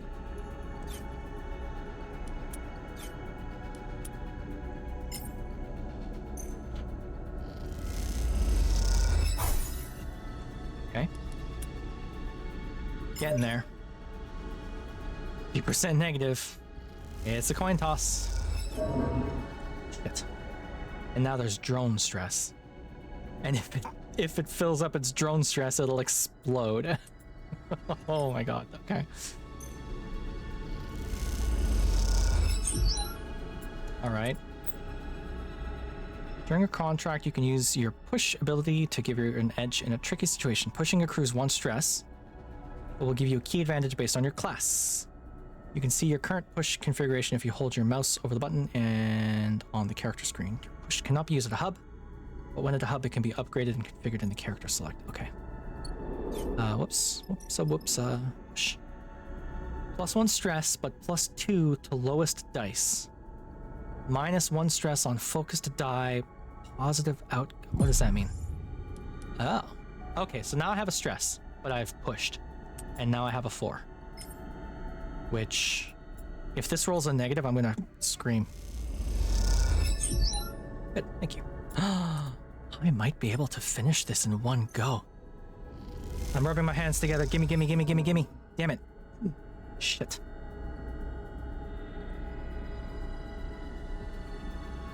So we're all out of dice. But it's okay. We're doing okay on stress. We're doing okay on supplies.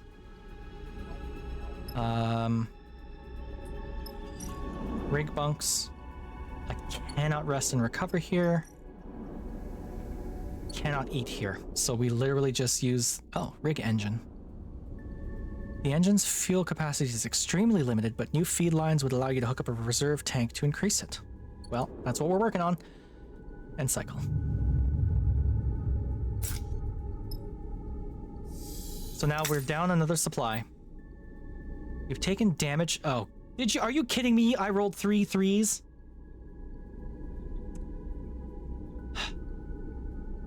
God damn it. Okay.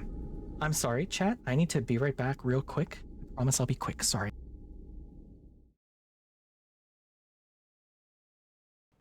Ah, man. Oh, what are you doing here? That's not fair.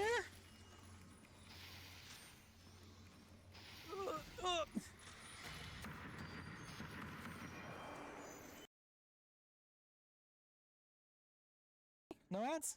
All right. Hey, that's fine.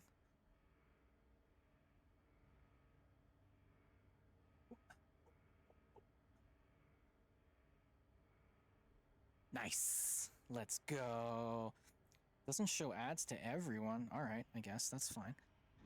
How can I make this? Oh, okay, well, 4, I guess.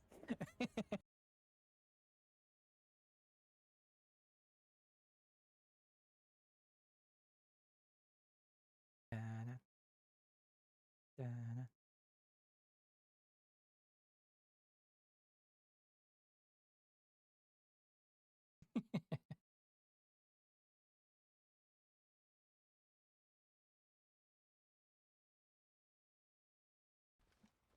We don't even repel. Let's go. All right. This is Arma. Oh no.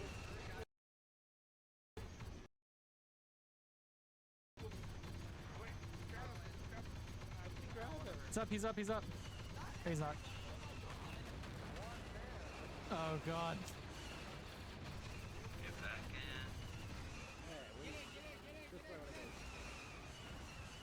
We're in, we're in.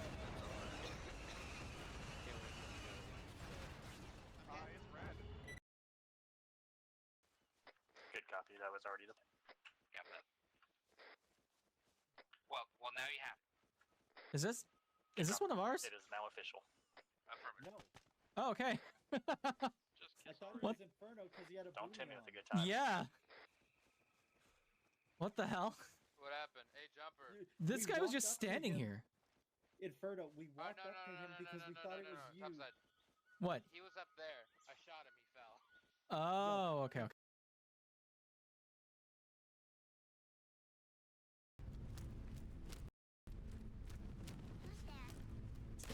Oh, jeez. Oh, no, wrong button. Get over here, bud. Come on.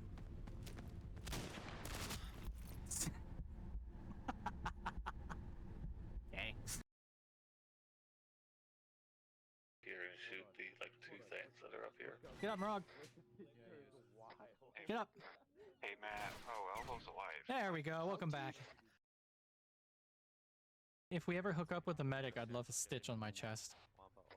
Off castle. Kessel. Kessel-san. Can you give me a stitch, please? No. Keep it walking. If you're bleeding, hey, good luck. Kessel. Good luck. No.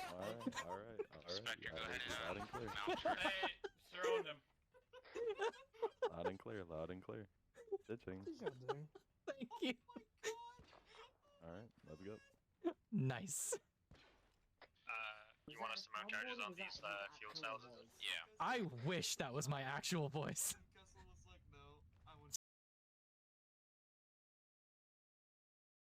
Oil monster thing. The big goopy ass monster. Whoa. This would. It's the goop.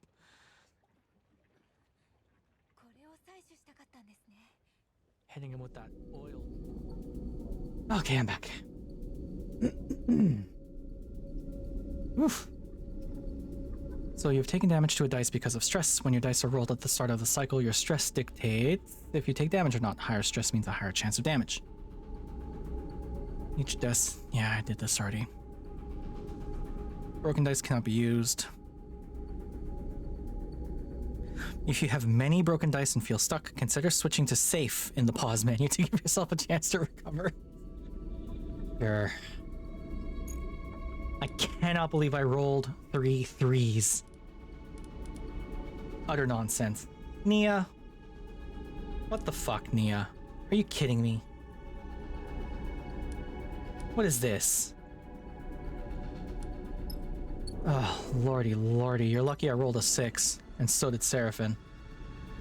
So I'm gonna roll Seraphin's 6.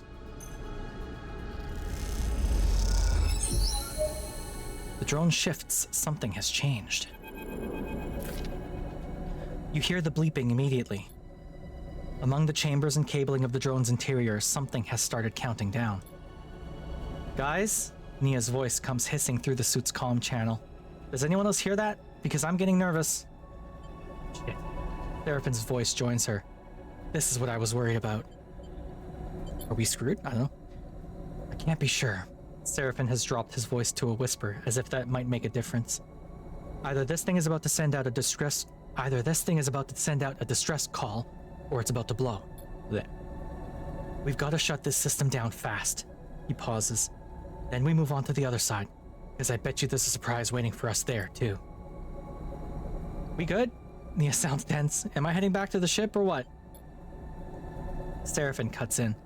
We're good. Keep going. He shuts off the channel. You take a moment in the silence. All right, time to deal with this fast, then get over to the other side before something happens.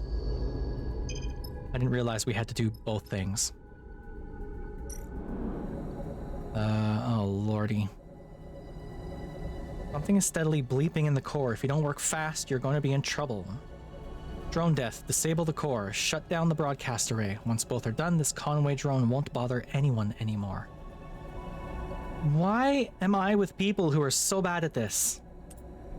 Holy crap. Okay, hack broadcast. I've got a 6 at least. Nia, you're really making me regret bringing you along. Okay. Well, I did 1. Wait, do I gotta do the other side too? Oh, hell. Oh, no. Oh. Oh, this is bad. Alright, well, I gotta use these ones. Yeah, no. Oh, this is gonna end poorly. Oh. Oh no. The dark surface of the drone shudders beneath you. Red light flashes across it, pulsing out from the torn holes in its skin. You look around and see Seraphin silhouetted against the rig, already clear of the drone. He is leading Nia with him, grabbing onto her suit and guiding her to the airlock. He glances back at you, and you realize you're in trouble. You don't have a choice. What? 50% negative?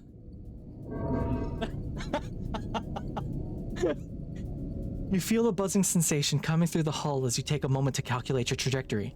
The rig seems so far and so small, and you hesitate, unsure if you can make the leap. A pulse runs through you, blanking out your senses for a moment. You feel a shudder of pain, and then nothing else. You float in darkness, in silence. The impact with the rig jerks you awake, and you scramble for a handhold. You manage to find one and pull yourself against the ship. Your body screams in pain. You glance back and see arcs of energy shimmering across the dark hull of the drone. Nia and Seraphin are waiting for you at the airlock. Seraphin guides you in with care and circles the system. At least the drone is dead, Nia offers tentatively. There's no way that thing's broadcasting anymore. You look out of the airlock window at the drone, its hull now coming away, spilling its complex insides into the void. You rub your arm, feeling flashes of pain. Not the easiest way to complete a contract, but it's done. Well, look at my friggin' stress. Holy shit. And my dice are all fucked. Good lord.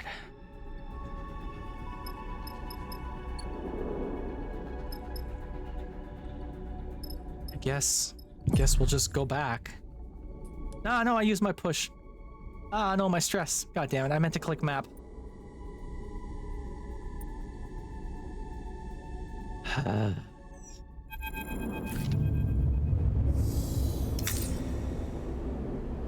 Cool.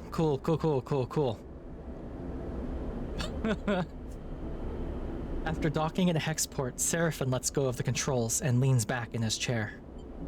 Nia leans over to you. Thank you, Sleeper, she stretches. I know you took a chance on me. Yeah. Stay silent, Nia. You fucked up. You're cute as hell, but your shit wasn't good for this. Feels good to make a contract work, Seraphin smiles, no matter how we pull it off. It's hard not to agree, and it feels better when the hexport courier comes with a lockbox full of chits. Oh, we still got paid? Lane may still be hunting you, but this should help the effort to slip his net. Suddenly, you hear a familiar voice. Nia! Femi glides into view, approaching from the docks. He fixes you with a stare. What are you playing at, Sleeper? Nia wanted to come, yeah. You go to speak, but Nia drifts forward, cutting you off. Don't come throwing your weight around, Femi. I can make my own decisions. She glances back at you. Sleeper took me at my word, and I'm grateful.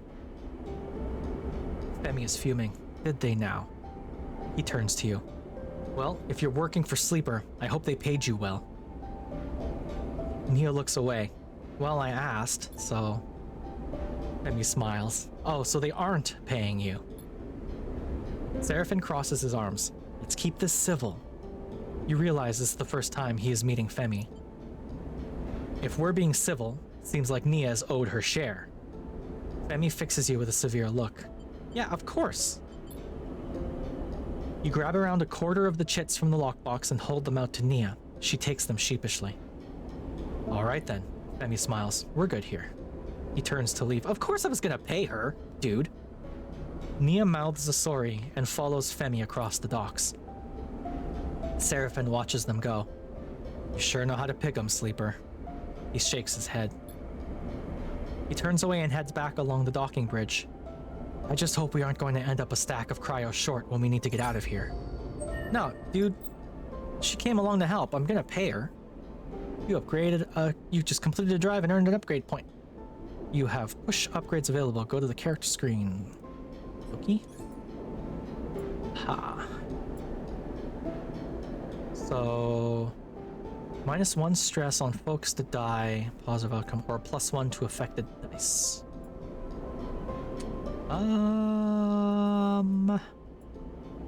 So if I get a positive result, it lowers my stress. So it cancels out this stress. Oh, it already cancels out the stress. But this one will cancel out 2 stress. Or I get +3.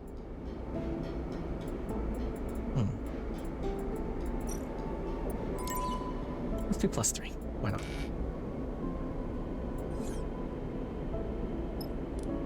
Alright, so my dice are all messed up.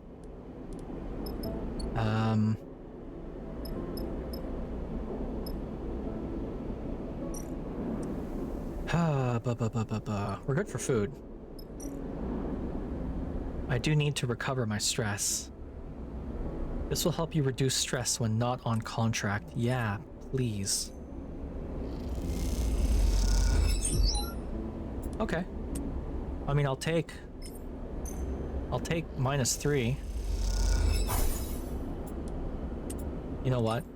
Let's just go wild on this. There you go. No more stress. Okie dokie. But nowhere to fix my dice. Oh, I got paid though. Hell yeah, look at that. 176 cryo? Heck yeah. No more contracts, and this is the only one we've got. So, what's the play? What's the plan? There's the canteen, but I don't need to worry about that. There's the hall. Could use more supplies and food. What? Oh, it changes based on how much you can get. So... Oh, it's literally just the number. Okay, well, that's fine. There we go. So we're okay there. We got our supplies. I still have a bunch of cash. That's nice. What could I do to make some money? I guess just this one. Kind of dangerous, but should be alright. Yeah, I'll take it. I'll take it. Sure. A little bit more money. Lane's on his way, so we gotta... I really don't like that I've got one nearly broken die. That sucks.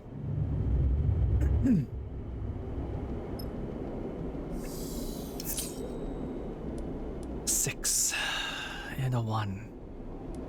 But they aren't still breaking, so that's okay. And we got some more money from Seraphin. Thank you very much. Yeah, no, I guess that's it, eh?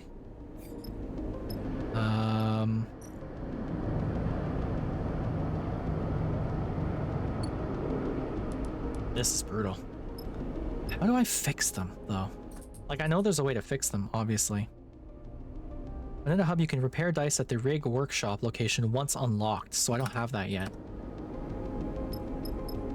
Shoot, shoot, shoot, shoot, shoot. Shoot, shoot, damn, shoot, and damn.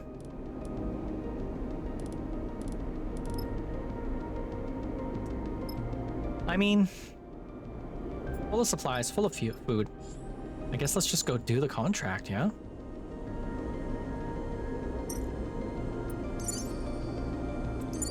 Alright, Junie, you better be worth it. I guess we could just not take her. That's funny. Alright, Junie, come along.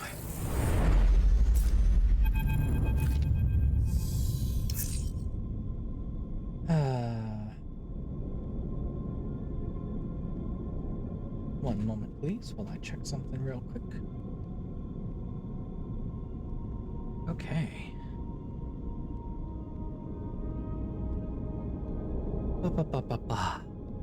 Hopefully this one's slightly easier to do than the other one.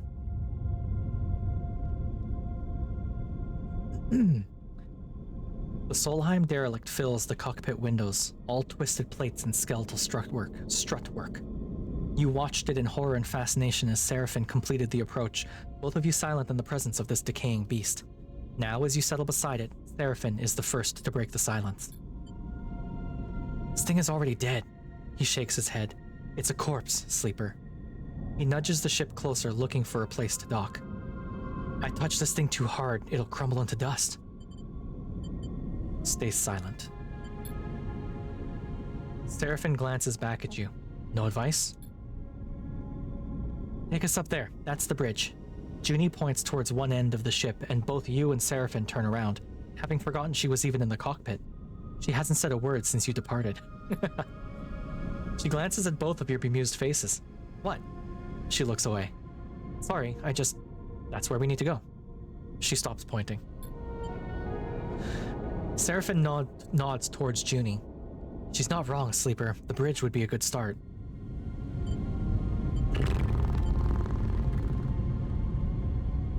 You know what? Let's assess the wreck first. Let's just take it safe. Junie settles silently back into her seat. She looks away out of the cockpit, and you're unsure if she is upset or just embarrassed. Carefully, Seraphim brings the ship close to the derelict and guides it along the hull. The rig's lights ripple over the broken surface, finding gaps and cracks everywhere. It seems remarkable that the derelict is still held together. Shit. Seraphim hisses as a huge spinning piece of debris drifts in front of the cockpit. He pushes the rig down beneath it, squeezing between the debris and the hull. And as he does so, an ear-splitting screech signals the rig scraping against the derelict's skin. You freeze for a moment, waiting for the breach sirens to sound, but the moment passes and you relax. You glance at Seraphim. His eyes betrays no emotion. His face betrays no emotion. Eyes. This isn't safe. Seraphim shakes his head. I'm gonna find somewhere better to settle the ship. Then we need to suit up and work our way along the hull on foot. You look back at Junie and see her still in her seat, eyes wide. Yeah, you okay? Junie looks at you and there's a sudden unfamiliar hardness in her eyes that surprises you. Then a moment later, it is gone and her gaze softens. I'm okay. She smiles a flat smile. Don't worry. Seraphim brings the ship away from the derelict's hull an inch at a time, then slowly brings it round to settle close to a mostly intact hull plate. This section is fairly free of debris. He nudges the ship a little closer. We should be good to hold here. Seraphim unclips from his seat, and you and Junie follow suit. As you all glide down towards the airlock, Junie silently follows. You can't help but feel judged. As you reach the airlock, Seraphim begins suiting up. If we're lucky, that little collision hasn't started a cascade that will end with this place coming apart under our feet. Seraphim violently kicks his legs into a set of EVA trousers, clearly irritated by his own carelessness. Wasn't your fault, yeah. Seraphim shoots you a look. Fault isn't going to matter when we're floating off into the black. This is a delicate job, Junie says quietly, almost to herself. The data core will be fragile. She casts a furtive glance in the direction of you and Seraphim. Very fragile. Yeah, understood. Junie nods appreciatively. The rest of the preparation process takes place in tense silence, each of you considering the delicate job ahead. You suit up, too. Though you don't need a helmet to breathe, you slide one on and lock the seals for protection. This wreck isn't going to give up its salvage easily. The core should be near the bridge, maybe even inside it, but there's a lot of wreck here, and there might be good salvage tucked away in the cargo hold. Once the suits are on and the seals are checked, you cycle the lock and stare out at the vast expanse of the twisted hulk before you. Time to go to work. Okay. So...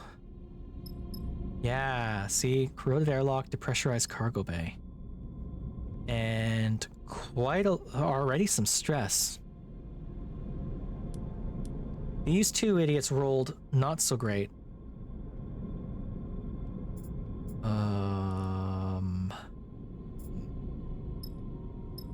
Alright, so there's the... over here. Clear cargo doors. Only Seraphim's good at that. My next plus point, only I'm good at that. Cargo entry. That's it, eh? Okay. Or the airlock. I'm very good at that. Or only Seraphin's good at that. Force the lock. Forcing the lock is the fastest way to gain entry. Lock dissection. It will take longer, but cutting away the lock layer by layer is the safest way to make it through. I agree, and also, I've got really, really good dice for this. So... there's the airlock or there's the bay. I mean, we might want to check out the bay. I figure we go through the airlock, we find the thing, and then if we have time, we go to the bay, cargo bay, right? That's what I think. Alright, so that's only worth 2. Could be worse. And give me this. Alright, so far so good.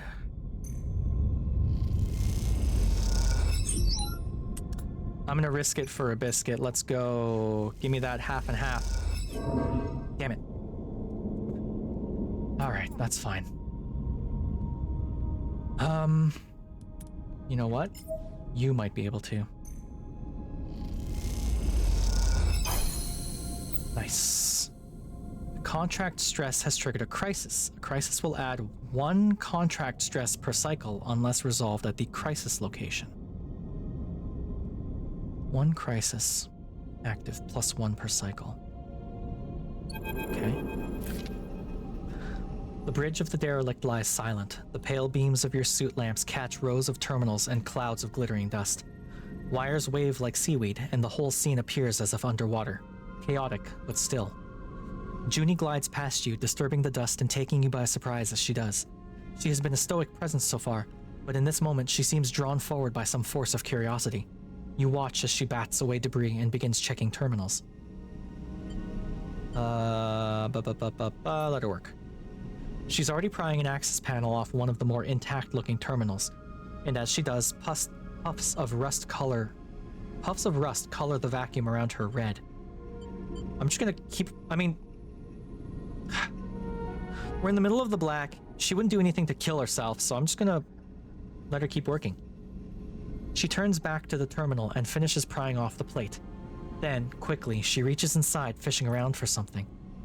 Her hand comes back out with a waving cable topped with a thick connector. As soon as she sees it, she slips a keyboard-sized deck out from somewhere on her person. She runs her hand across the back until she finds the right port and slots it in the connector.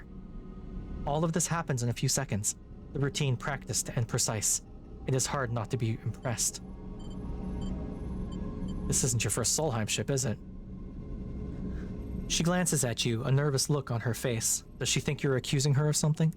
She shakes her head and goes back to her work. Junie's fingers dance across the deck's keyboard and a burst of static lights up the Solheim terminal screen. The sudden burst of light and color takes you by surprise. Junie's fingers tap away, the terminal screen flashing with blocks of color and lines of code. It buzzes and vibrates, its long-dead systems forced back into chaotic life. Then, all at once, it goes dark. The terminal is dead. Shit, Junie hisses beneath her breath. Useless. You cannot tell if the insult is directed at the terminal or herself.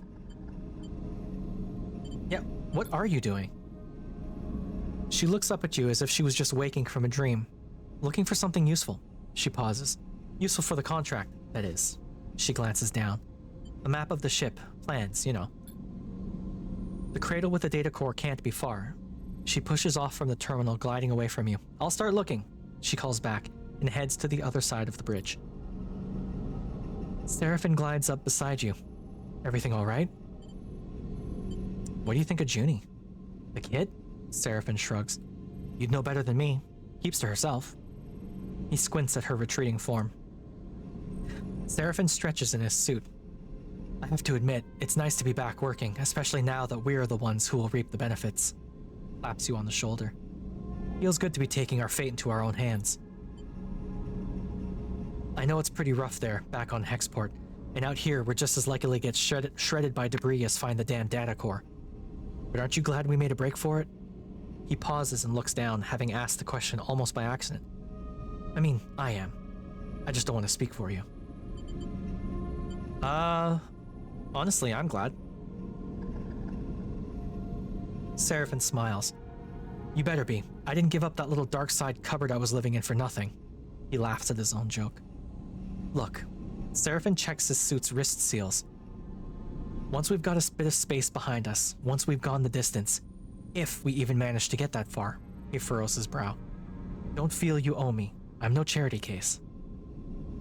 You want us to go our separate ways? Fine by me. He meets your eyes.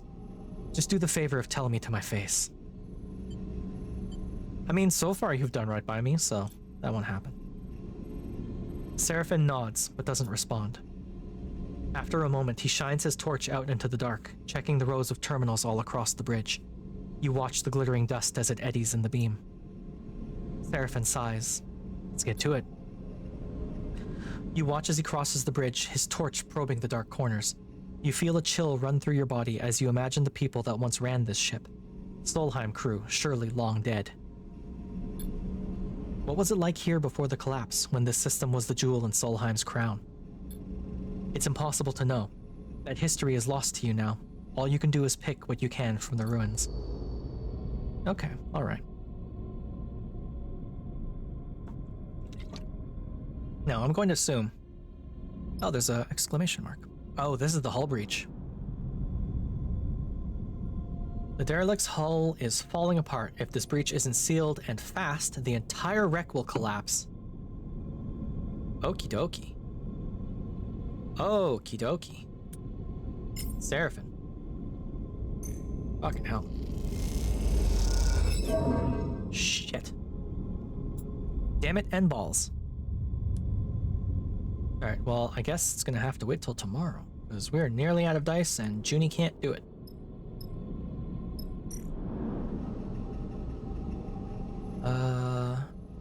Oh, data core location. Reboot the system.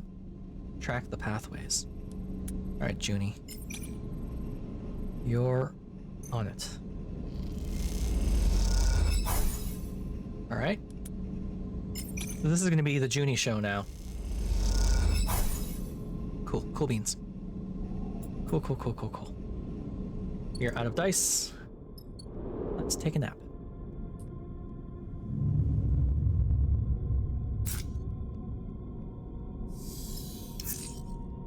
Okay. God, I wish I was getting better dice. I mean, a 4 and a 4 and a 6 are pretty good.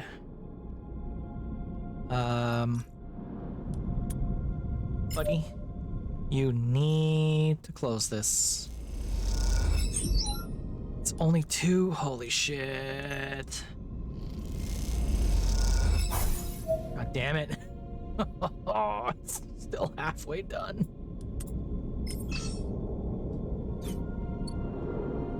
Okay, while we do this, I can't do shit with that. This is the Junie show through and through. Okay. You keep doing your thing. Damn it. We're gonna have another crisis tomorrow. Hell. Man, this game is rough. Compared to the first one, like the first one was mean, like, suddenly? This one is just sort of mean. Need to seal this damn hole. I got no choice but to use my shitty dice. God damn it.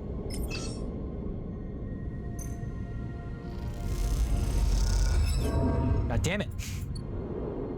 Balls. Balls and shit. Shit and balls. These fucking dice. Could I please have better dice, please? For the love of God, give me better dice.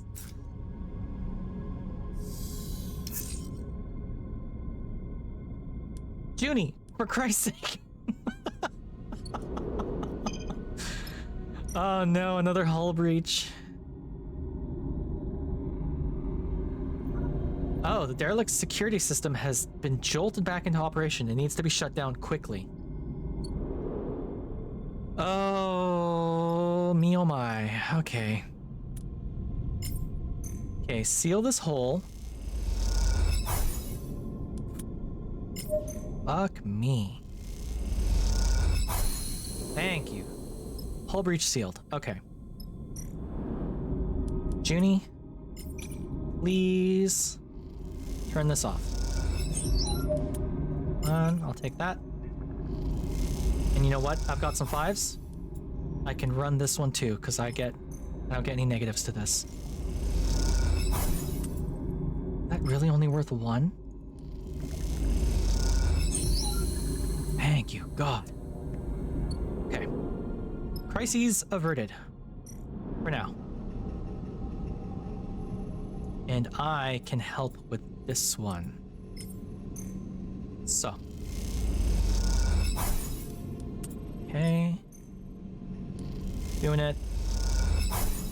Doing it. Doing it. Good. Awesome. That's been my best turn yet. We got 3 more. We got 2 more days to finish this. Shit. Okay, a 5 and a 3. A 6 and a 5. Fuck it up, Junie. Hell yes. Okay, Junie, this is all you, baby. Oop.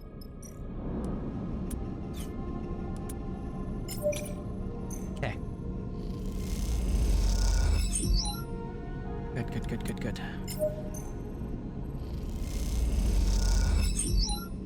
Okay. I'm gonna use one of these. Data core location received. Oh my god, I still gotta go? Holy jumping. Oh, but I can slice the core. I got that. So there's data core extraction. The core sits in a complex cradle made of many connections. Getting it out intact is a delicate act. There's also a damage clock. So if I damage it, it might break. Any mistake, no matter how small, could render it inoperable, making the contract null and void. So we need to get it out. So this is me and Junie doing this. Bro won't be much help on this one. So, Pudgy Hedgehog. Hey, Pudgy. What's up? Hi. Welcome to the show. We're playing some Citizen Sleeper 2. How you doing, Pudgy?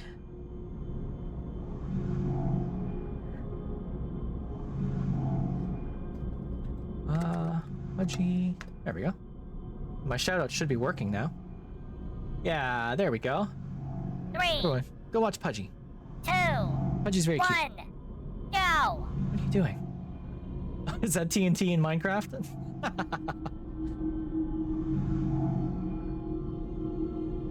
Very nice. Yay!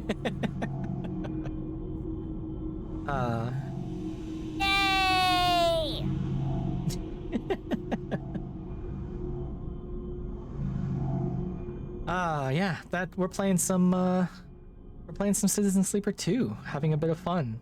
And by fun I mean incredible amounts of stress. I am trying to get this data core out of this derelict ship without dying. And we found the core, but we only got 2 days of supplies left. Yeah, of course, no worries. So we're gonna hope for the best here.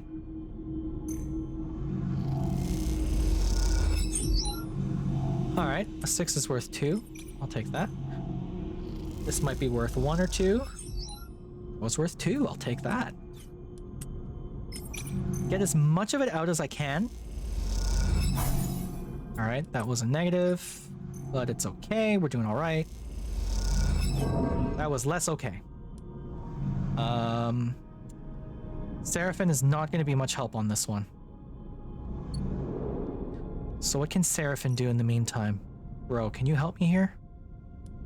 You might be able to. Just start getting into the cargo.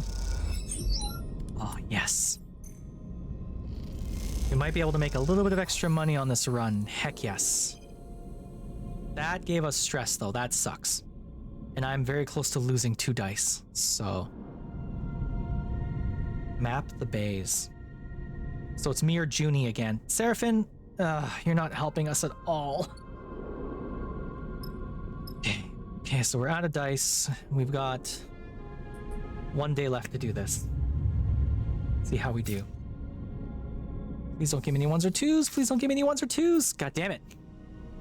One of your dice is broken due to losing all its health. Broken dice can be repaired at the rig for a cost once the workshop is available. Cool. Great. So that means I'm down to 4 dice. Heck. She's got 2 6s though. That's not so bad.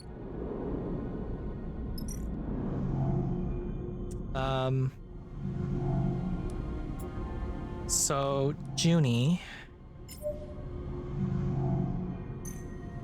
go. Get us this rig. Let me look at the cargo bay real quick. Because if she gets... I mean, she has a 6, so it doesn't matter. Okay, Junie. Whoops.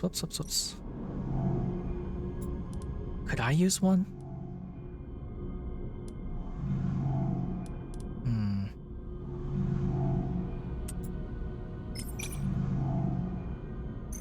Fingers crossed.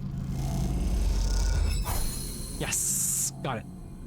Took a bit more damage, but it's okay. We got the thing. I got an achievement for that. You watch nervously as Junie guides the core out of the cradle. A large ball, almost half your height in diameter. It glides up out of the framework that held it, connections waving loose and cut. Her breathing comes through the suit's comms, loud enough to be picked up, and it fills you with tense energy as you watch. Over the course of this job, you have seen Junie both focused and distracted, nervous and precise, but you have not seen her any more confident than in this moment now. She floats beside the data core, handling it with care and skill, as if it was the vast egg of some endangered bird. She glances up and sees you watching her, and you notice something unfamiliar in her eyes. Something that you've perhaps seen in a passing moment before, only now it is no momentary lapse or change. It is set in place. You see determination. She guides the core a little away from you with one hand, and at the same time comes forward, almost placing herself between you and her prize. And it does seem to be hers in the way she handles it, the possessive way she screens it with her body. We need to talk. The statement comes flat and deadpan, any nervous tremble gone. Right now. Junie, don't do this. Okay. Sleeper. She takes a deep breath. I want to be honest with you, but I need to know you won't take this from me. Junie glances around the cradle defensively, but Seraphin is already heading back to the ship to prepare the cargo bay for the core's storage. You two are alone. Man. I won't. She looks at you hard, trying to read your expression. Karsten doesn't deserve this treasure, Sleeper. Junie glances over her shoulder at the core. Do you know how many of these are left intact? She shakes her head. And all he wants to do is wipe it clean so he can use it to interface with Hexport. All that data, gone. So what do you want? Yeah. I want to extract the data, to make use of it. You see some genuine emotion flicker in her eyes. She sighs.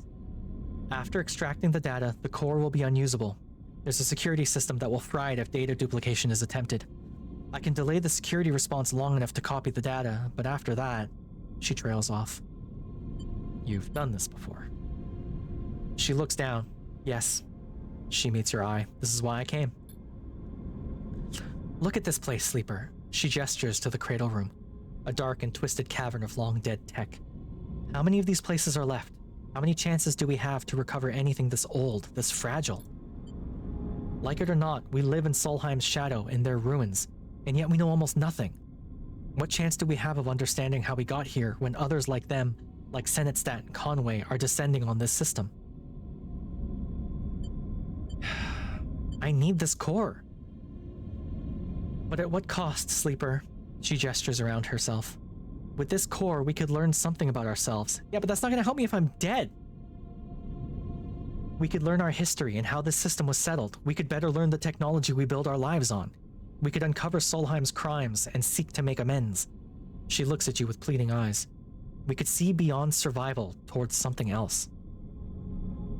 You have never heard Junie speak like this, and you realize what you have taken for nervousness was actually control. This, the person in front of you defending a decaying data core with their life, is the real Junie. But then you think of Lane, of the price he likely put on your head and Seraphin's head, and of the feed lines, without which leaving Hexport will be almost impossible. Is this even a choice? It's really not. Explain about the feed lines. Junie listens carefully as you tell her about the deal with Karsten, the feed lines he offered you, and that both you and Seraphin are on the run. Then I'll help you. Junie doesn't flinch. We find another way to get those feed lines. Karsten is an idiot. I can hack his security and you can pull them out of there. Or Seraphin looks tough, maybe he can grab them. She looks desperate. We can do it, we can do something. Why should I trust you? Look, Junie sighs, let me be honest with you. I don't work for Karsten, he didn't send me. I might have misled you there. I knew he knew where the derelict was, and I heard your conversation. I've been keeping an eye on him. She pauses. I know I lied, but I can help you. Let me strip the data from the core, and I promise to help you get the feed lines. She meets your eyes with intensity. It's a lot of information to take in at once. You need a second to think. Oh.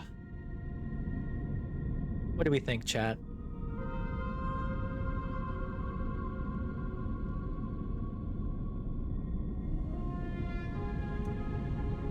I don't know. I want to help her. Thank you for the head back, Dusty.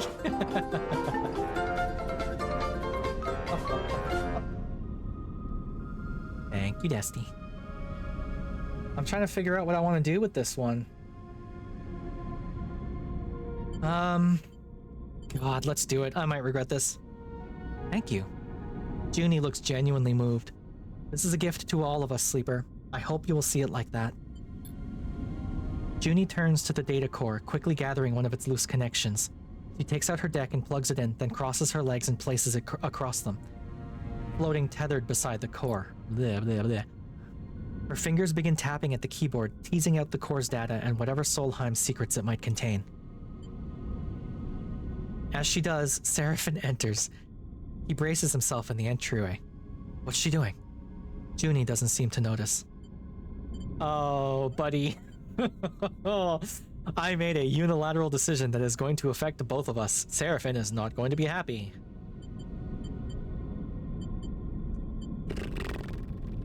Emptying the data. She's doing what?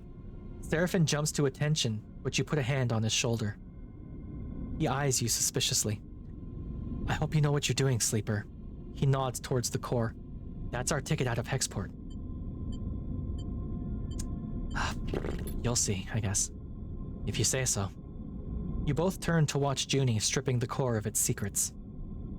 A little while later, once the core has been emptied out and its defense mechanism has scorched its seams black, you watch the metallic sphere spinning gently in the room, and wonder if you have just made a terrible mistake. Contract failed. Rip. Ripperoonies. I mean, while we're here, let's empty this cargo hold out.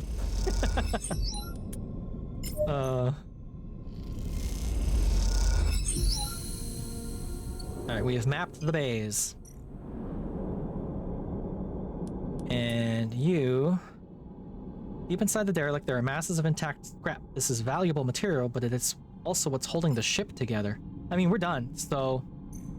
let's start stripping this. +1 scrap. Bit of stress, but it's okay. Let's go for broke. Oops. New crisis. That's fine. Oh, yikes. Yeah, we're all bad at this except for Seraphin. What's the crisis? Fuel leak. If it isn't cleaned up fast, things will get dangerous. Okay. We're gonna stay one more night. We're gonna try and get as much scrap as we can. And then we'll leave in the morning. We'll leave right after this. Unless I lose another die. Shit. Okay, well, she got more 6s, so... You've used all the energy and you are now starving. While starving, you gain 1 stress per cycle. That's more or less what it said. Alright, this is all you, bud. Really? Oh.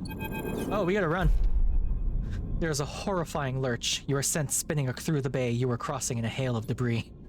You watch as the side of the bay silently tears open in front of you, a gaping black maw toothed with flying debris. You stare into it, your breath heavy in your ears, your eyes wide. Suddenly you feel a tug on your back, your tether. As you spin back from the sudden arrest of your glide, you see Seraphin holding onto the other end, reeling you towards him. We have to go, Sleeper. His voice comes urgently over the comms channel. This place is done. You both make your way up. I'm gonna snooze this ad. You both make your way up through the splitting derelict in silence, charting a path through what were once passages but are now twisted tubes, like the intestinal tracts of some dead creature. Eventually, you make it out onto the surface and find the rig still tethered, but gashed with debris and scars. Whoops. You and Seraphin exchange concerned glances.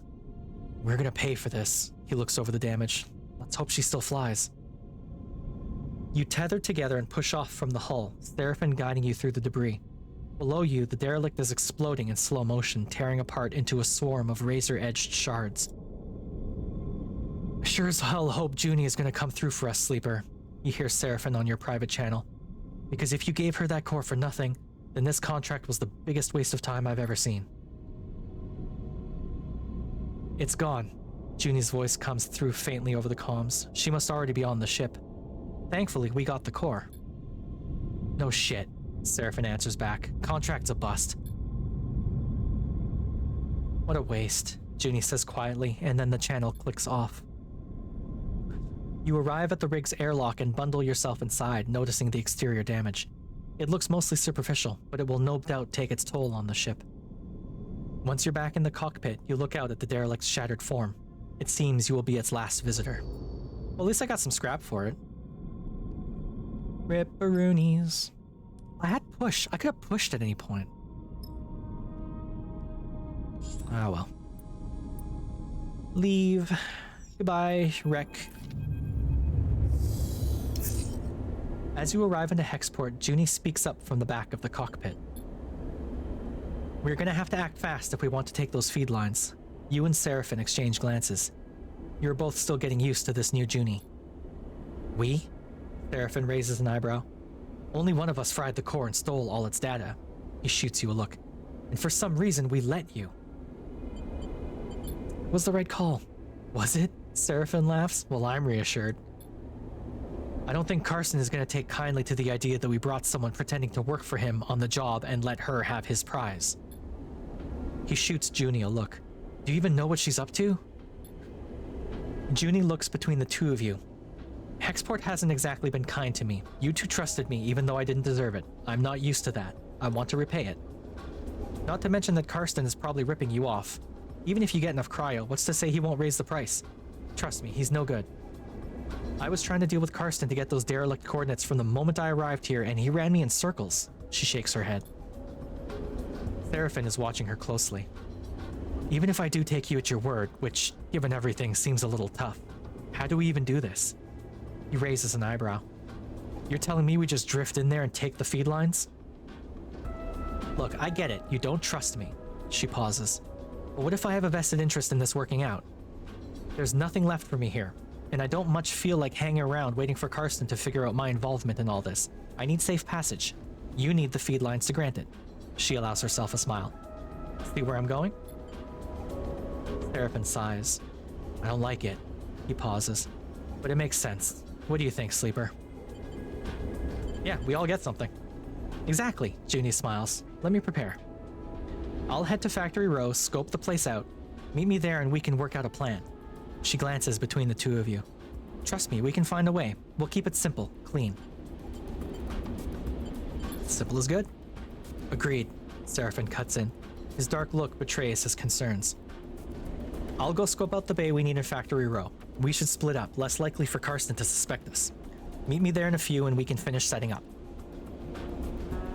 Junie unclips from her seat, floating. I want to show you I can be trusted, that we can do this. She looks between the two of you. Believe that, please. And with that, she slips away down the passage toward the airlock and Hexport beyond. You look at Seraphin. I'm saying nothing, Sleeper. He unclips from his seat, too. Either this is the kind of mess you have to go through to get out the other side, or it's the kind that you never escape. Either way, we're in it now. He leaves the cockpit. You stare at the chaotic lights of Hexport and wonder if anything in the Starward Belt ever runs smoothly. Ba ba ba ba ba ba meow meow meow. Oh god. There's only 3 days left before Lane gets here? Yikesy bikesies, we gotta get moving.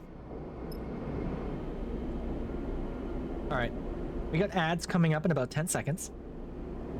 So we're gonna let those run. And I will see all of you in about 5 minutes, give or take.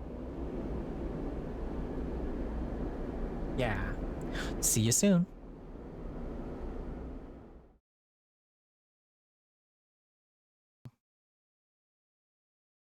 X3 nuzzles pounces on you. Ooh, you so warm. Monitor. Testing. Testing. Oh.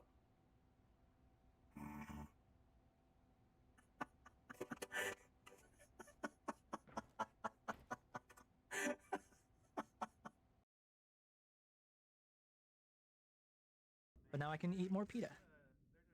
Pita bread. Hey, pita.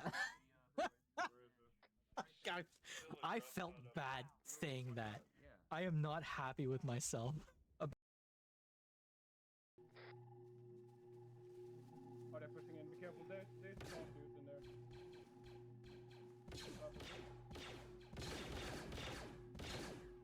And one down. Reloading. Oh, fuck me. Don't move in, don't move in, don't move in, don't move in. Yeah, don't come in. Nope.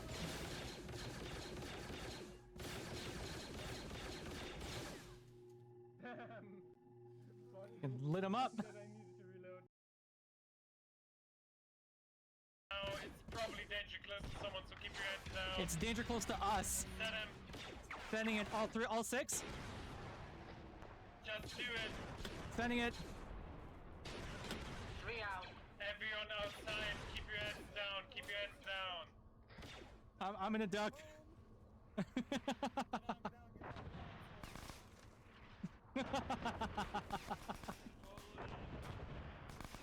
Yes!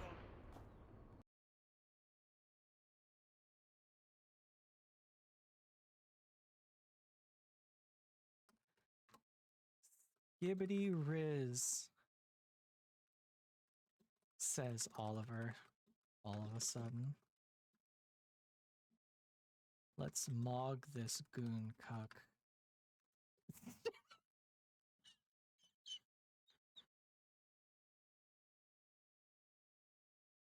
Their yellow color mixing with the pale sauce and whirls and blooms.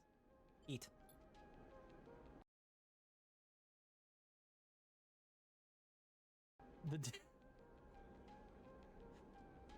Okay. June, you're still here for some reason, even though you should have gone to bed like an hour or two ago. But I need you to picture...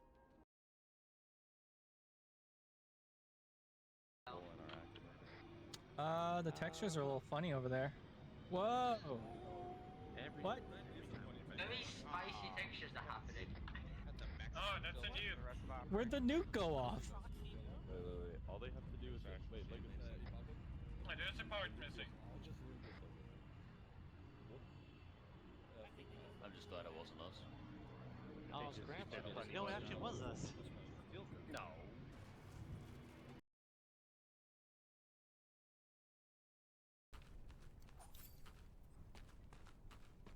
Oh no. Oh. Yeah. I see you, bud.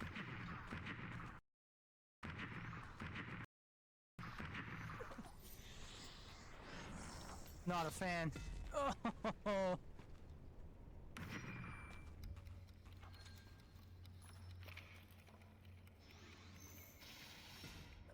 They can still hit me? No, that's not fair.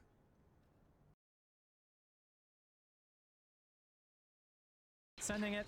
Gentlemen, be sure we're looking at our west and our south. Do not get fixated. Okay, ads are done. I said 5 minutes, but I'm still here. I didn't go anywhere. It is quarter after, or what time is it? Just about quarter after 9 my time. I wanted to start this at 6 so that we could run for a good 3 hours and then finish it up without me having to go to bed too late. So far, seems to be a success.